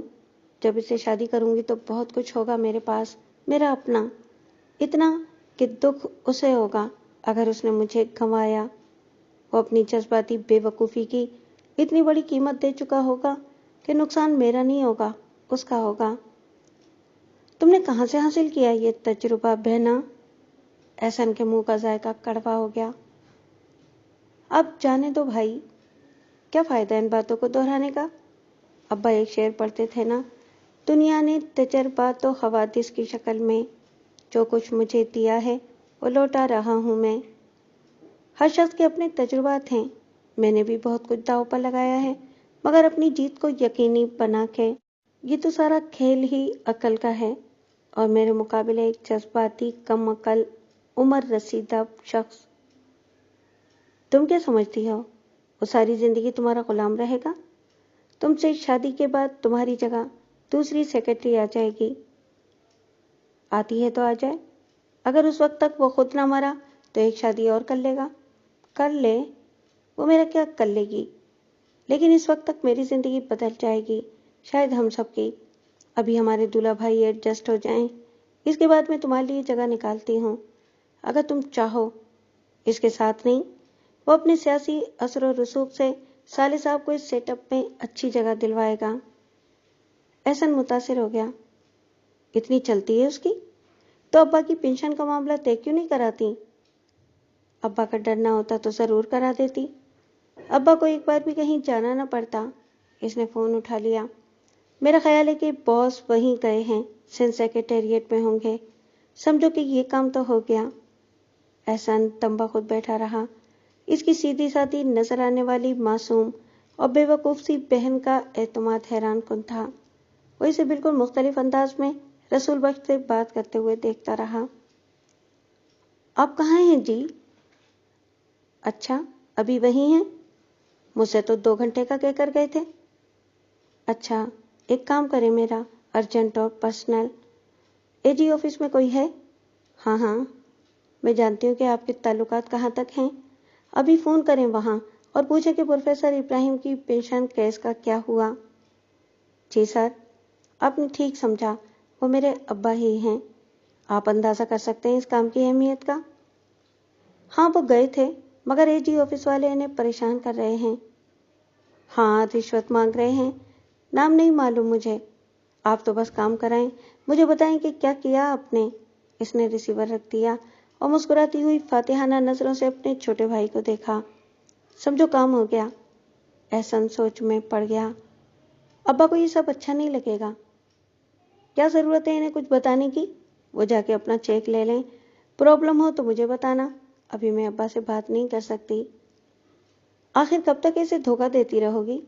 ابا تو ابھی تک یہی سمجھ رہے ہیں کہ ہر صبح تم کالج جاتی ہو اور شام کو کوچنگ کے لیے چلی جاتی ہو وہیں سے کسی سہیلی کے ساتھ. ابا شوق میں تھے. پہلے باجی کی شادی پر جو ہوا، پھر انہیں ریٹائرمنٹ دے دی گئی، حالانکہ وہ ایکسٹینشن کی توقع کر رہے تھے. ایسے میں انہیں میرے معاملات کا پتہ چلتا تو پتہ نہیں کیا ہوتا. کیا ہوتا؟ ان کا نروس بریک ڈاؤن ہو جاتا، وہ خودکشی کر لیتے. کیا تمہیں پرواہ ہے؟ احسن برہمی سے بولا. یہ مت کہو احسن، سب کی پرواہ ہے مجھے. میں سب کے لیے کچھ کرنا چاہتی ہوں اور کر رہی ہوں. یہ مت کہنا کہ میں احسان جتا رہی ہوں. ابھی دولہا بھائی کو سیٹ کیا ہے، انشاءاللہ ابا کی پینشن بھی مل جائے گی. آج نہ صحیح کل یا اس کے بعد. اب زیادہ شیخی بھگانے کی ضرورت نہیں تمہیں. میں چلتا ہوں.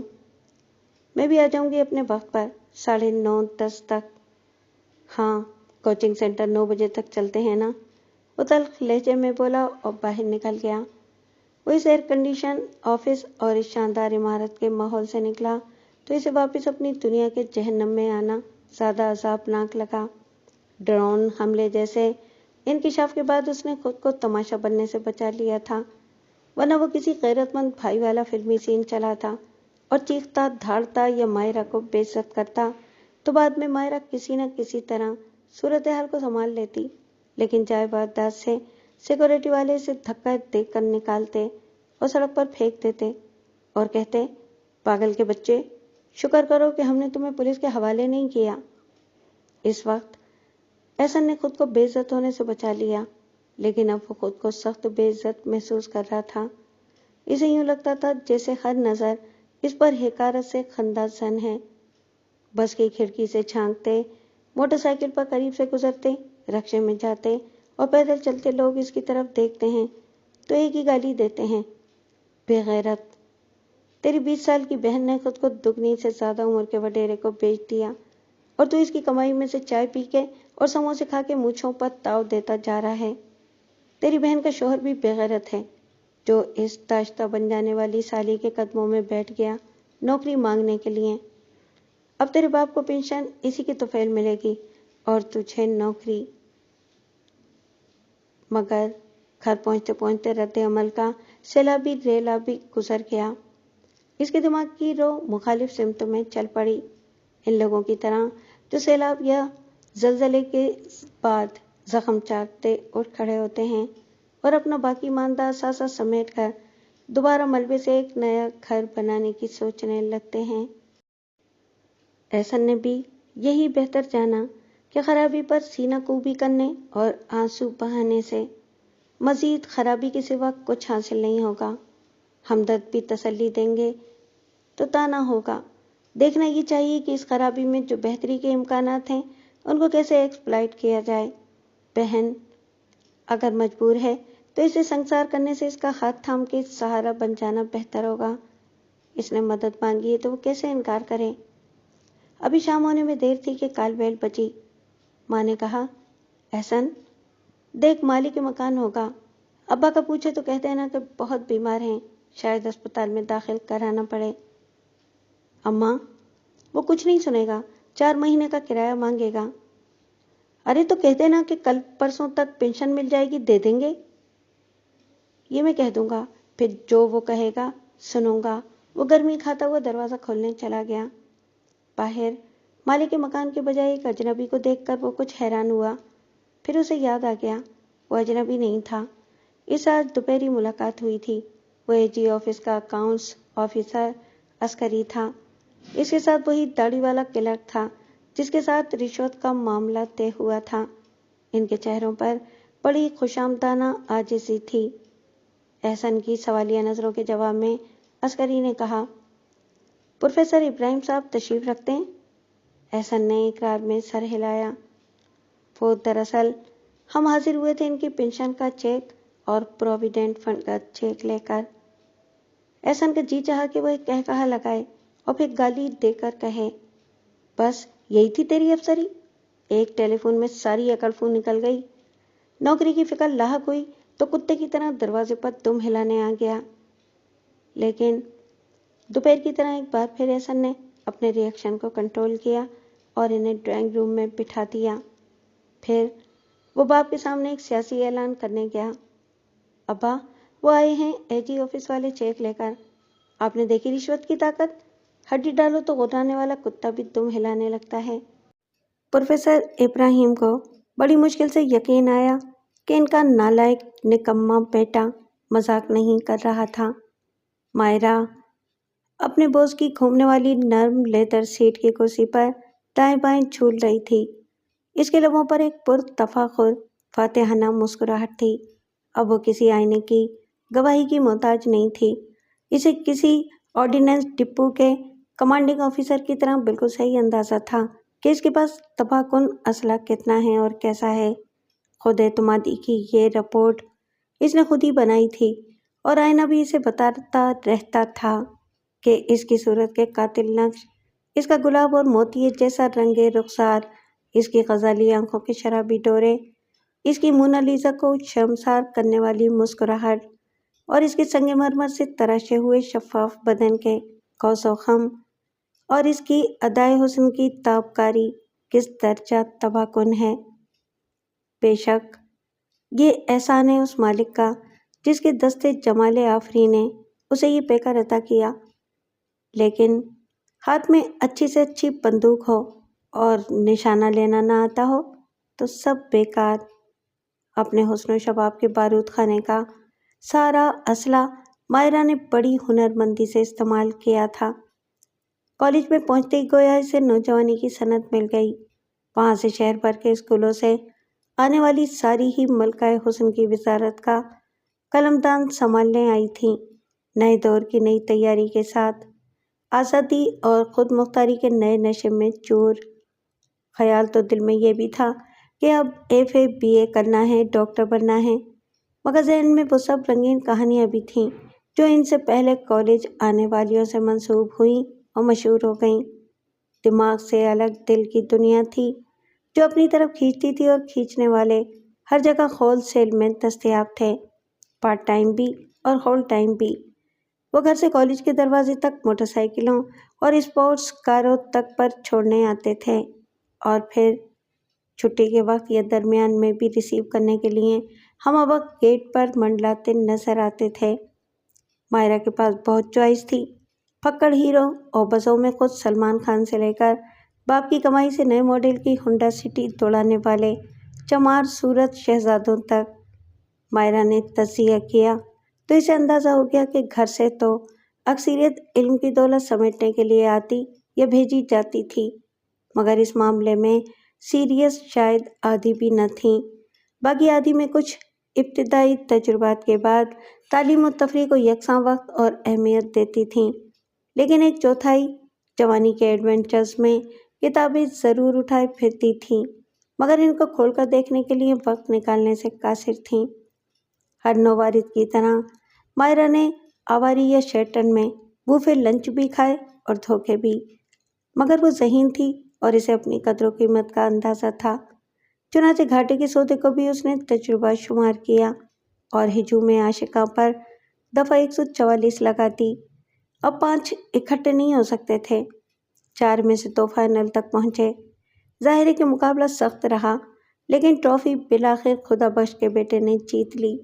وہ عام نوجوانوں کے مقابلے میں کچھ کم شرمیلا اور کم شو مارنے والا تھا۔ گاڑی اس کی بھی کسی سے کم نہ تھی، لیکن وہ خاندانی رئیس زادہ تھا، کپڑے بھی ڈھنگ سے پہنتا تھا اور ادب آداب میں بھی شائستگی کا قائل تھا۔ مائرہ سے اس کی ملاقات بھی کسی کبوتر کے ذریعے نہیں ہوئی تھی، وہ ایک 100% فلمی اتفاق سے ملے تھے۔ وہ گھر سے رکشے پر آئی تھی اور کالج گیٹ کے باہر اتری تھی۔ اسی وقت وہ اپنی بہن کو چھوڑنے آیا تھا۔ کچھ قصور رکشے والے کا تھا، جس نے ایک دم بریک لگائے تو ہونڈا سٹی کے سامنے آ گیا۔ کچھ مائرہ کی شوخی تھی کہ وہ غلط سائڈ پر ایک دم اتر گئی۔ نتیجہ یہ کہ دوبارہ اسٹارٹ لینے والی ہونڈا سٹی نے اسے محض چھوا، مگر یہ چھونا بھی مائرہ کے قدم اکھاڑنے کے لیے کافی تھا۔ وہ منہ کے بل گری تو اس کا سر پکی سڑک پر لگا اور وہ کچھ دیر کے لیے بے ہوش ہو گئی۔ جب ہوش آیا تو وہ کار کی پچھلی سیٹ پر تھی۔ وہ گھبرا کے اٹھ بیٹھی۔ یہ تم کہاں لے جا رہے ہو مجھے؟ وہ چلائی۔ ڈرائیور نے پیچھے مڑ کے دیکھا اور گاڑی روک لی۔ کہیں نہیں مس، یہ سامنے اسپتال ہے۔ مجھے نہیں جانا کسی اسپتال میں، اندھوں کی طرح گاڑی چلاتے ہو۔ میں معافی چاہتا ہوں اپنی غلطی کی، لیکن مس آپ کے ماتھے پر خراش ہے، زخم گہرا نہیں مگر صاف ہونا چاہیے، اور آپ کو ATS کا انجیکشن بھی لگنا چاہیے تو اچھا ہے۔ اس نے گاڑی پھر آگے بڑھا دی۔ تم نے اپنی گاڑی میں کیوں ڈالا مجھے؟ وہ کچھ نرم پڑی۔ اس لیے کہ وہاں مجمع لگ جاتا، تماشا بنتا۔ آپ پریشان نہ ہوں، چیک اپ کے بعد میں آپ کو واپس کالج پہنچا دوں گا یا آپ کے گھر، اگر آپ چاہیں تو۔ وہ پرسکون انداز میں بات کرتا تھا اور انگریزی زیادہ بولتا تھا۔ اوہ گاڈ، میرا بیگ! وہ ہسٹریائی انداز میں ادھر ادھر دیکھ کے چلائی۔ بیگ؟ لڑکا کنفیوز ہو گیا۔ ہاں بیگ، کالے رنگ کا، اس میں تو سب کچھ تھا۔ مائرہ گھبراہٹ کی بہترین اداکاری کا نمونہ پیش کرتی رہی۔ میں نے دیکھا نہیں، شاید وہیں پڑا رہ گیا۔ کیا تھا اس میں؟ وہ مجرمانہ شرمندگی سے بولا۔ کہا نا سب کچھ، نیا بیگ تھا۔ 1000 تو ابا نے صبح دیے تھے، 250 پہلے تھے، تقریباً کچھ کاغذات تھے ضروری، اور موبائل۔ آئی ایم سوری، یہ سب میری بے وقوفی سے ہوا، لیکن آپ بالکل پریشان نہ ہوں۔ گھر پر کیا بتاؤں گی میں؟ وہ رونے کے قریب ہو گئی۔ اوہ پلیز پلیز اتنا پریشان نہ ہو، پہلے اسپتال سے ڈریسنگ کرا لیں، پھر کچھ کرتے ہیں، اس نے لجاجت سے کہا۔ گاڑی اس وقت اسپتال کے گیٹ میں داخل ہو کے پارکنگ ایریا کی طرف مڑ چکی تھی۔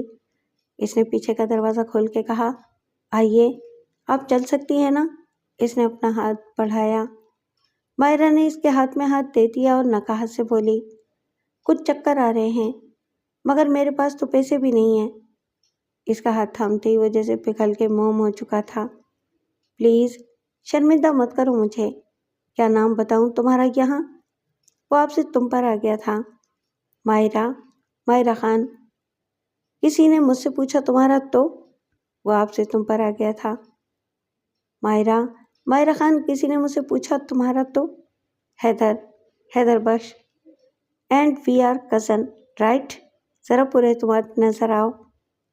ایک خراش کی معمولی ڈریسنگ کے لیے نام تو مائرہ سے پوچھا گیا، مگر حیدر کے بارے میں کوئی سوال کیوں کرتا؟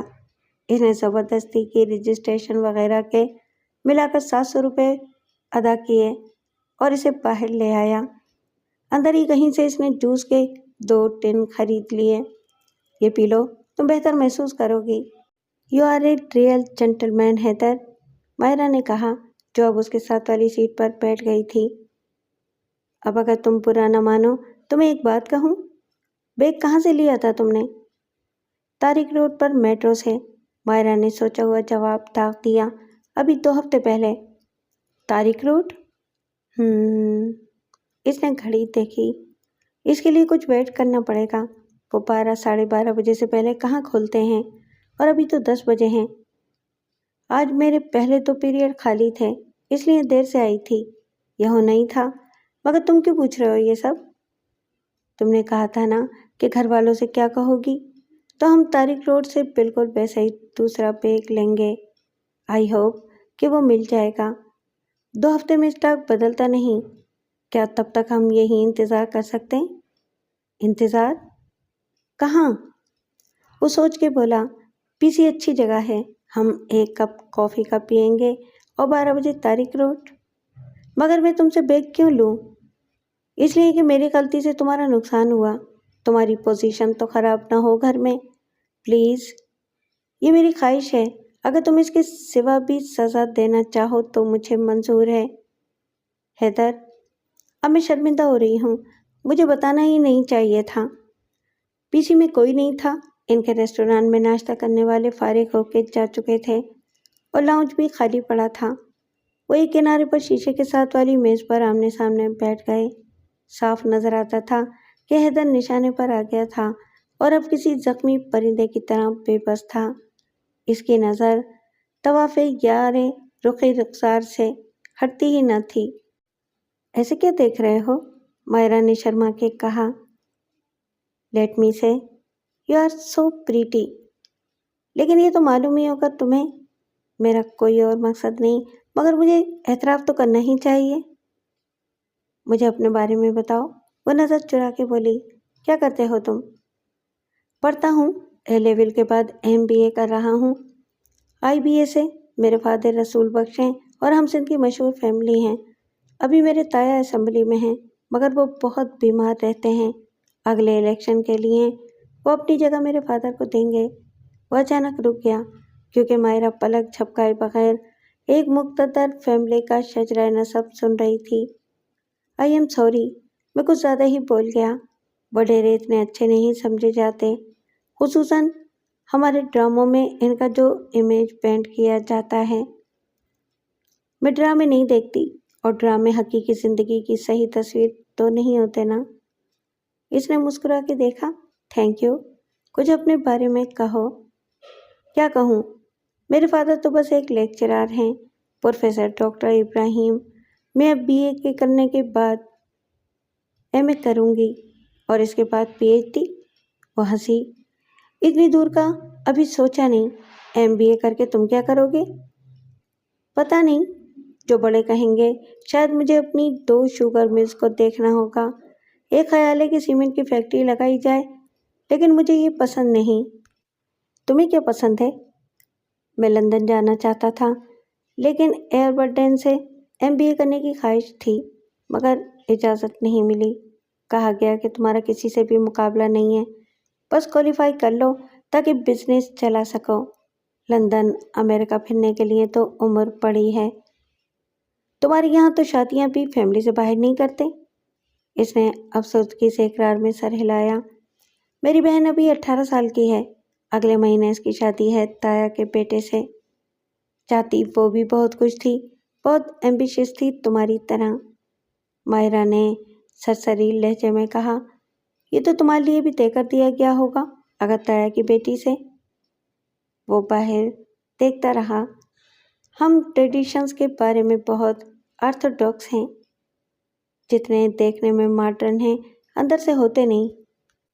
مطلب یہ کہ انکار نہیں کر سکتے تم، اپنی مرضی سے لائف پارٹنر نہیں چن سکتے۔ وہ زبردستی مسکرایا۔ ایک ساتھ یس اینڈ نو، جو میں نے دیکھا بھی ہے۔ خاندانی شادی تو ہو جاتی ہے روٹین میں، پھر اپنی مرضی کا لائف پارٹنر بنانا ہو کسی کو تو بنا لیتے ہیں۔ ہمارا آدھا وقت شہر میں گزرتا ہے اور آدھا گوٹھ میں۔ پھر اس نے گھڑی دیکھی۔ کیا خیال ہے چلیں؟ 12 تو بج گئے۔ تاریخ روڈ کی بیشتر دکانیں کھل گئی تھیں، مگر کچھ ابھی کھل رہی تھیں۔ میٹرو کے شو اسٹور میں صرف خواتین کو داخل ہونے کی اجازت تھی۔ وہ گاڑی میں اے سی چلا کے بیٹھا رہا۔ یہ لو میرا کریڈٹ کارڈ ہے، تمہیں نقد کچھ نہیں دینا۔ اس نے جھجکتے ہوئے کارڈ لے لیا۔ اپنی کامیابی کے باوجود وہ کچھ شرمسار تھی۔ اس کا بیگ سال بھر پہلے عید کے موقع پر تاریخ روڈ کی فٹ پاتھ سے 150 روپے میں لیا گیا تھا، لیکن اب اس کے پاس اس سے 10 گنا قیمت کا بیگ لینے کا لائسنس تھا۔ اس نے بلیک کلر کا 1900 والا بیگ لیا اور خوش خوش واپس آئی۔ تھینک گاڈ، وہی ڈیزائن مل گیا۔ اس نے کار میں بیٹھ کے کریڈٹ کارڈ حیدر کو دیا اور اس نے کوئی سوال کیے بغیر رکھ لیا۔ تھینکس حیدر، تم نے میری پوزیشن آکورڈ ہونے سے بچا لی۔ ابا تو اتنی شکی نہیں ہے، مگر اماں سوال کر کر کے جان مشکل میں ڈال دیتی۔ دیکھو، کیا تم مجھے بتاؤ گی کہ بیگ کے اندر کیا تھا کاغذات کے علاوہ؟ پیسے بھی تو ہوں گے۔ مائرہ نے بڑی عیاری اور بے پرواہی سے کہا، فارگیٹ دیٹ۔ شاید 1900 تھے، مگر ہاں، موبائل فون کا افسوس ہے۔ ابھی مہینوں بھر پہلے ابا سے ضد کر کے لیا تھا۔ یہاں کراچی میں کون لے کے پھر سکتا ہے؟ کالج کے اندر جا کے نکالتی تھی۔ اس نے نیا بیگ مائرہ کے ہاتھ سے لے لیا۔ ذرا دکھاؤ تو مجھے۔ اس نے شاپنگ بیگ میں سے بیگ نکال کے تعریفی نظر سے دیکھا۔ اچھی چوائس ہے تمہاری۔ پھر اپنا پرس نکال کے اس میں سے 1000 کے 2 نوٹ اندر ڈال دیے۔ یہ کیا کر رہے ہو تم؟ مائرہ نے احتجاج کیا۔ تمہارا نقصان پورا کر رہا ہوں اور کیا۔ 100 روپے واپس کر دینا۔ وہ مسکرایا۔ دس از ٹو مچ حیدر۔ مائرہ نے مصنوعی خفگی کا اظہار کیا۔ اس نے اپنا 5 انچ ٹچ اسکرین کا بہت قیمتی برانڈ کا موبائل فون کھولا اور سم نکال کے موبائل بھی بیگ میں ڈال دیا۔ مائرہ نے شور مچایا، میں یہ نہیں لے سکتی۔ حیدر نے اس کے ہاتھ پر اپنا ہاتھ رکھ دیا اور اس کی آنکھوں میں دیکھتا رہا۔ پلیز، میری خاطر، ورنہ میں خود کو بہت گلٹی محسوس کرتا رہوں گا۔ دوستی میں یہ کچھ بھی نہیں، کیا ہم دوست ہیں؟ مائرہ اسے دیکھتی رہی، پھر اس نے آہستہ سے اقرار میں سر ہلا دیا۔ میں انکار کیسے کر سکتی ہوں؟ اس کا چہرہ کھل اٹھا۔ مجھے اندازہ نہیں تھا کہ آج کا دن میرے لیے کتنا مبارک ہے۔ حالانکہ ابتدا تو ایک ناخوشگوار حادثے سے ہوئی تھی، مگر آل از ویل۔ اب تم نہ کالج جا سکتی ہو اور واپس گھر جا کے بھی کیا کرو گی؟ تم نے کیا سوچا ہے؟ اس نے ترچھی نظروں سے حیدر کو گھورا۔ تمہارے لیے نہیں سوچا، مجھے بھوک لگ رہی ہے اور لنچ کے معاملے میں میں بہت پرٹیکولر ہوں۔ یہ بھی نہیں ہو سکتا کہ میں تمہیں ڈراپ کر کے پیٹ پوجا کرنے چلا جاؤں۔ میرا ساتھ دو پلیز۔ وہ دونوں فنکار تھے۔ مائرہ کو فرسٹ ایئر سے 3rd ایئر پاس کرنے تک تجربات نے بہت کچھ سکھا دیا تھا۔ اناڑی پن کا کھیل وہ کسی کھلاڑی سے بہتر انداز میں کھیلتی تھی اور اس کی ادائے حسن کی معصومیت کے جال میں گرفتار ہونے والا پھڑ پڑاتا رہ جاتا تھا، مگر رہائی اس کے بس کی بات نہیں رہتی تھی۔ وہ رہائی چاہتا ہی کب تھا؟ حیدر بھی رئیس زادہ تھا اور ایسے شکار ان کا خاندانی شوق تھے۔ مائرہ اس کا سب سے قابل فخر شکار تھی، لیکن خلاف توقع زیادہ مشکل ثابت ہوئی تھی۔ مائرہ ایسے تمام شکاریوں کی نفسیات پر ذاتی مشاہدے اور تجربے سے بہت ریسرچ کر چکی تھی۔ اور تجربہ حاصل ہونے کے بعد محتاط بھی ہو گئی اور ایک وقت میں ایک پرستار کے اصول پر چلتی رہی تھی۔ حیدر بخش کا سیریس کیس تھا۔ مائرہ نے اسے ترسا ترسا کے دیوانہ کر دیا تھا۔ خرچ کی اسے پرواہ نہیں تھی، یہ اس کے لیے واقعی ہاتھ کا میل تھا اور اس کے باپ کے لیے خاصہ من فضل ربی۔ وہ مائرہ کے سامنے سر تسلیم خم کرتا گیا اور اس پر بھی تیار تھا کہ وہ خاندانی روایات سے بغاوت کر کے پہلے مائرہ سے شادی کرے گا اور پھر اپنی کزن سے، اور اسے دوسرے درجے کی بہو نہیں سمجھا جائے گا۔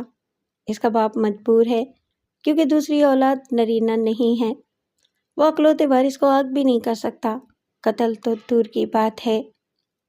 اس معاملے میں مائرہ بھی مستقبل کے امکانات پر سنجیدگی سے غور کر رہی تھی۔ حیدر کی خاندانی روایات اپنی جگہ، اگر وہ پہلی بیوی کا اسٹیٹس حاصل کر لیتی ہے تو خاندانی بیوی پھر بھی نہیں ہوگی۔ حویلی کی قید میں راج کرنے کا تصور ہی اسے ڈراتا تھا۔ خاندانی بیوی راج کا شوق پورا کرے۔ حیدر اسے شہر میں کوٹھی لے کر رکھتا ہے، کوٹھی کار اس کے نام کرتا ہے تو بس ٹھیک ہے۔ ایک محفوظ مستقبل اور پرتعیش زندگی ہی اس کا مقصد ہے۔ حیدر آج دیوانہ ہے، وہ خاندانی دیہاتی جاہل بیوی اسے کیا قابو کرے گی؟ حیدر بھی تمام عمر اس کے اشاروں پر کٹ پتلی بن کے نہیں رہے گا، اس کی نظر بدلے گی، رویہ بدلے گا۔ وہ پہلے مرد ہے اور وہ بھی فیوڈل نظام کا پروردہ، پھر روایتی شوہر بن جائے گا۔ تو جب تک چلتی ہے تو چلے، پھر تو نہیں تو اور صحیح۔ اسے اپنی فیملی سے ملوانے کے لیے حیدر نے ایک راستہ نکال لیا۔ اس نے اپنے گھر میں سالگرہ کا انتظام کیا جو اس کی 21ویں تھی۔ اس اجتماع میں اس نے مائرہ کو بھی بلایا تھا اور ان چند کلاس فیلوز کو بھی جو اس کے گہرے دوست تھے، مگر لڑکی صرف مائرہ ہی تھی۔ وہ اس اجتماع میں سب کی نظروں کا مرکز بنی رہی، کچھ اپنے حسن بے مثال کے باعث اور باقی اپنی جلوہ نمائی سے۔ حیدر کے بہت سے قریب اور دور کے کزن اسے کوکاب سے اترنے والی پری کی طرح ٹریٹ کرتے رہے۔ اس کی ماں نے اور دیگر خواتین نے واضح ناپسندیدگی کا اظہار کیا۔ مہمان کے ساتھ بد اخلاقی تو ممکن نہ تھی، بے اتنائی ممکن تھی۔ مائرہ نے پسندیدگی کی سند حاصل کی تو حیدر کے باپ سے، وہ اس پر بہت مہربان رہا اور اس کی خصوصی توجہ حیدر کا حوصلہ بڑھاتی رہی تو حیدر کی ماں اور بہن کے مخالفانہ جذبات کو بھڑکاتی بھی رہی۔ مائرہ اکیلی نہ ہوتی تب بھی حیدر کے سارے راز افشا کر دیتی۔ اس پر حیدر کی نظر تھی تو سب خواتین کی بھی حیدر پر نظر تھی۔ حیدر کے باپ رسول بخش نے اسے اپنے صوفے پر ساتھ بٹھا کے بہت شفقت و محبت سے بات کی تو حیدر کو جتنی خوشی ہوئی اس سے زیادہ تشویش خاندانی کیمپ میں پھیلی۔ رسمی طور پر کیک کاٹا گیا تو وہ حیدر کے ساتھ کھڑی تھی، دوسری طرف اس کا باپ تھا اور پھر ماں تھی۔ حیدر کی بہن کو بھائی کے ساتھ بالکل پھنسی ہوئی مائرہ کے بعد جگہ ملی تھی اور یہ آفیشل فوٹوگراف ایک اشتہار بن گیا جو از خود بتاتا تھا کہ کیا ہو رہا ہے اور کیا ہونے والا ہے۔ تقریب کے آخر میں ایک اور دھماکہ ہو گیا۔ رسول بخش نے بیٹے سے کہا، بھائی اپنی فرینڈ کو شادی میں بلاؤ نا، اگلے مہینے اس کی بہن کی شادی ہوگی، تم آؤ 2-4 دن مہمان رہو، ہماری شادی بھی دیکھ لو۔ 2-4 دن کے لیے تو مشکل ہے سر، گھر سے اجازت نہیں ملے گی، مائرہ نے کہا۔ بھائی ہم اجازت دلوا دیں گے پروفیسر صاحب سے۔ اس نے بڑی اپنائیت سے مائرہ کے شانے پر ہاتھ رکھ کر اسے اپنے قریب کیا۔ حیدر کا پر امید چہرہ دمک اٹھا۔ مائرہ نے ماں کا نہ سہی اس کے باپ کا دل جیت لیا تھا، لیکن اسے کوئی اندازہ نہ تھا کہ یہ جیت در حقیقت اس کی ہار کا پیش خیمہ ہے۔ یہ فرق مائرہ نے محسوس کیا۔ ایک عورت کی چھٹی حس کی مدد سے رسول بخش کی توجہ اور گرم جوشی میں بزرگانہ شفقت نہیں تھی، ایک مرد کی چاہت تھی۔ یہاں تو عمر کا فرق بھی کوئی معنی نہیں رکھتا تھا۔ مائرہ اگر 20 سے کم تھی اور وہ 40 سے زیادہ تو کوئی بات نہیں، ونی کے ہر کیس میں 9-10 سال کی بچی سے کہیں زیادہ عمر کے مرد کے نکاح میں دے دی جاتی تھی، اور 60-70 سال کے مرد کو 14-15 سال کی لڑکی پسند آ جائے جو اس کی پوتی کے برابر ہو تو یہ بھی نہ غیر شرعی تھا اور نہ غیر اخلاقی۔ مائرہ کھٹک گئی تھی لیکن یہ بات حیدر سے کہہ نہیں سکتی تھی۔ اس کے بعد 2 حادثات ہوئے، ایک واقعہ تھا اور دوسرا حادثہ۔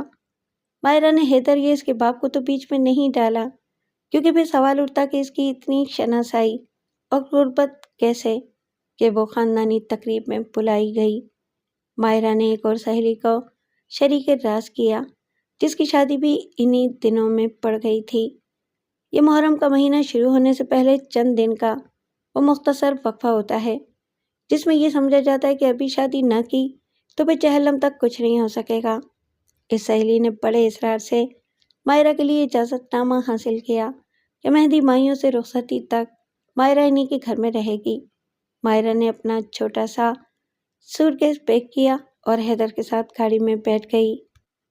میری بہن تو جا رہی ہے، ماں کو کسی طرح مٹھی میں کرو، وہ مخالفت کرے گی، لیکن تم نے نیکی، سعادت مندی اور شرافت کا نمونہ بنا کے پیش کیا خود کو، تو پھر میرا کام آسان ہو جائے گا۔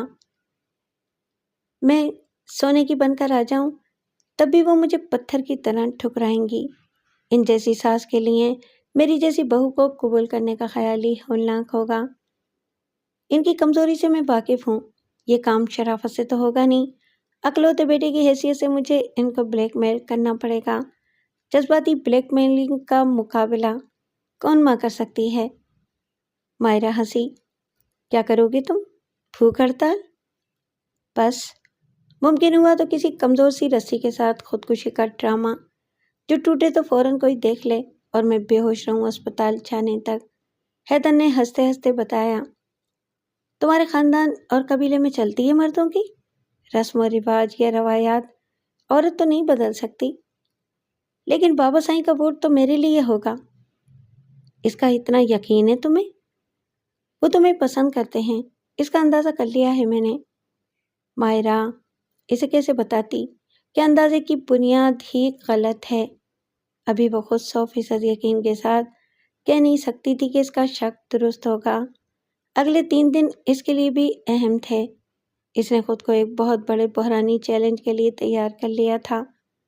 اگر باپ خود اپنے بیٹے کے سامنے رقیب بن کے کھڑا ہو گیا تو کیا ہوگا؟ ظاہر ہے کمزور حریف وہ بیٹا ہے جو ابھی صرف پرنس آف ویلز ہے، جانشین ہے، بادشاہ نہیں۔ تاج ابھی باپ کے سر پر ہی ہے۔ شادی کے 3 دنوں میں مائرہ کا شک اتنی تیزی سے یقین میں بدلا کہ خود مائرہ حیران رہ گئی۔ یہ ناممکن تھا کہ دوسروں کی، خصوصاً بیوی کی نظر سے یہ بات چھپی رہتی کہ رسول بخش کی شفقت کے پیچھے کیا ہے۔ اس کا بہانے سے مائرہ کے قریب آنا، اس کے شانے پر ہاتھ رکھ کے اپنے قریب کرنا، اس پر والہانہ مسکراہٹ نچھاور کرنا، اسے مہمان سے زیادہ اہمیت دینا، مہمان نوازی میں اسے دوسرے مہمانوں سے زیادہ ذاتی توجہ دینا، یہ سب ایک مرد کا ایک عورت کو واضح پیغام تھا جسے دوسروں نے بھی سمجھ لیا۔ نہیں سمجھا تو وہ کاٹ کا الو جس کی نظر دن کے اجالے میں ہونے والے پرہوس ڈرامے کو دیکھ نہ سکی۔ پہلی رات تھی، مائرہ کمرے کے دروازے کو اندر سے لاک کر کے سوئی۔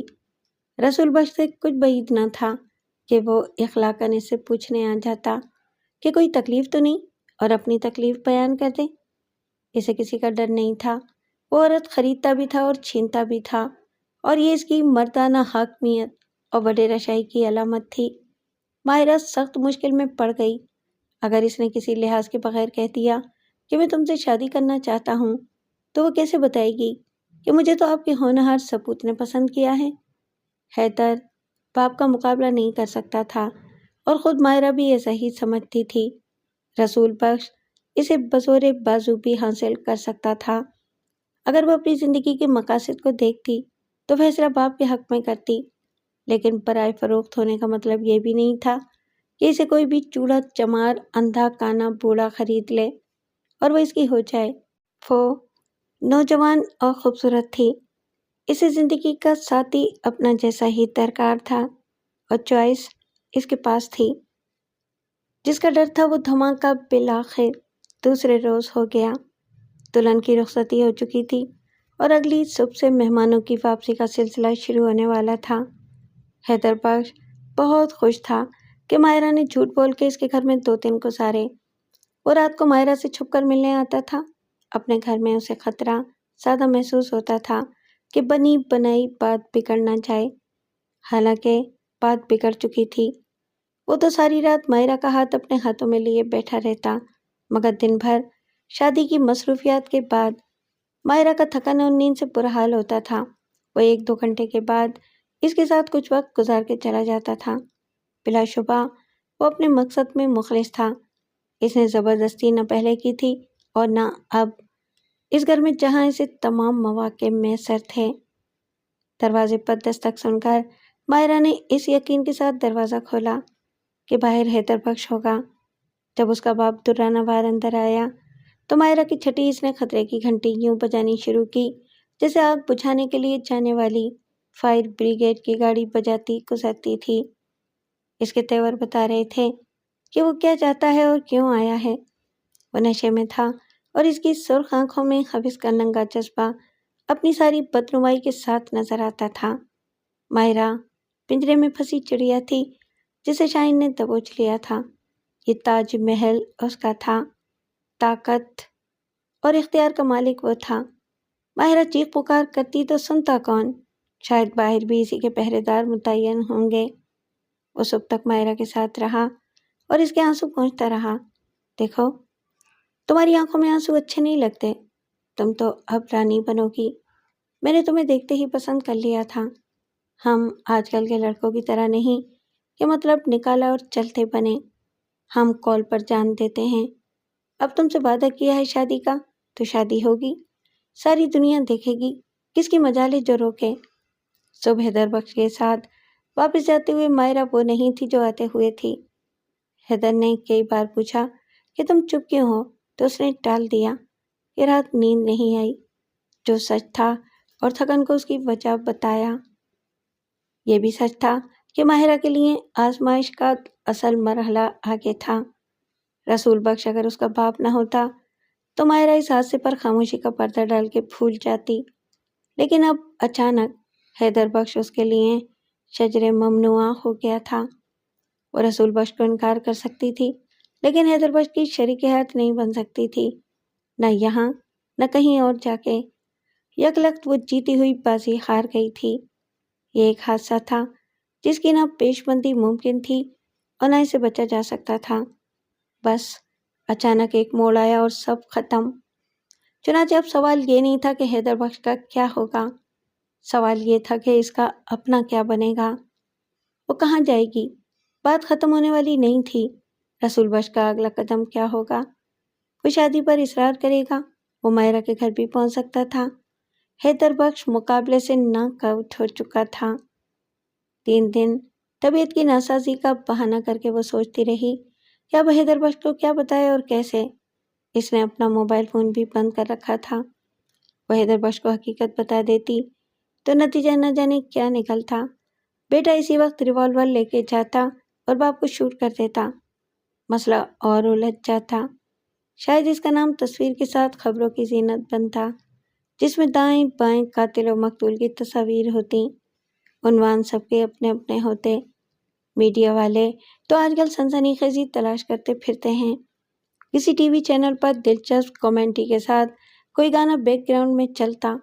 حیدر بخش تو بعد میں ضمانت بھی حاصل کر لیتا اور بیوروکریسی کی پشت بنائی سے کیس بلاخر سرد خانے میں چلا جاتا۔ خود مائرہ کے خاندان پر کیا گزرتی؟ پروفیسر ابراہیم صاحب تو شارٹ کٹ اختیار کرتے۔ بدنامی اور بے عزتی کون فیس کرے؟ چلتے ہیں عدم آباد۔ عمر دراز مانگ کے لائے تھے 4 دن، تو عزت سے گزر گئے تو 2 بے عزتی کے ساتھ گزارنے کی کیا ضرورت ہے؟ 3 دن اس نے حیدر بخش کی کوئی کال موصول نہیں کی تھی اور اسے ڈر تھا کہ وہ ہجران نصیب کہیں کنویں لیلا میں نہ آ نکلے۔ رسول بخش تو مجنوں کا بھی باپ تھا اور اسے کسی کا ڈر بھی نہیں تھا۔ اس سے کچھ بعید نہ تھا کہ سیدھا پروفیسر صاحب کی خدمت میں حاضر ہو جائے اور حکم دے کہ اسے اپنی فرزندی میں قبول کر لیں۔ وہ درخواست کرنے والا آدمی نہیں تھا اور نہ انکار سننے والا۔ بہت سوچنے کے بعد مائرہ نے طے کیا کہ اسے وقت لینا چاہیے۔ وقت ہر زخم کا درماں ہے، کیا پتہ کچھ کوشش کر کے وہ باپ بیٹے دونوں سے نجات پالے۔ تمام امکانات کو ذہن میں رکھتے ہوئے ماہرہ نے بہتر سمجھا کہ وہ رسول بخش سے فون پر بات کر لے۔ ماہرہ کی آواز سن کر اس کی آواز سے حوث ٹپکنے لگی۔ ارے یقین نہیں آتا کہ تم ہو ماہرہ، ہم تو ترس گئے تھے تمہاری آواز کو بھی۔ سائیں ایک گزارش تھی۔ اب حکم کرو جی، جان لینے کا بولو تو جان حاضر۔ ہم کو آپ کی ایک نظر کا اشارہ چاہیے۔ آپ نے ہماری گزارش پر کیا سوچا؟ سائیں اب سوچنے کو ہے کیا، آپ نے جو کیا۔ کیوں نہیں جی، ہم تو بے قرار بیٹھے ہیں، اس نے بات کاٹ دی۔ سائیں آپ نے اپنی مرضی کی، اب مجھے اپنی مرضی بتانے کے لیے تھوڑا ٹائم چاہیے۔ آپ کے لیے جتنا آسان تھا میرے لیے اتنا ہی مشکل ہے۔ آپ حاکم اور مالک ہیں، میں اس خاندان کی ایک مجبور اور کمزور لڑکی ہوں جو اپنی مرضی سے کچھ نہیں کر سکتی۔ آپ سمجھ رہے ہیں نا میری بات؟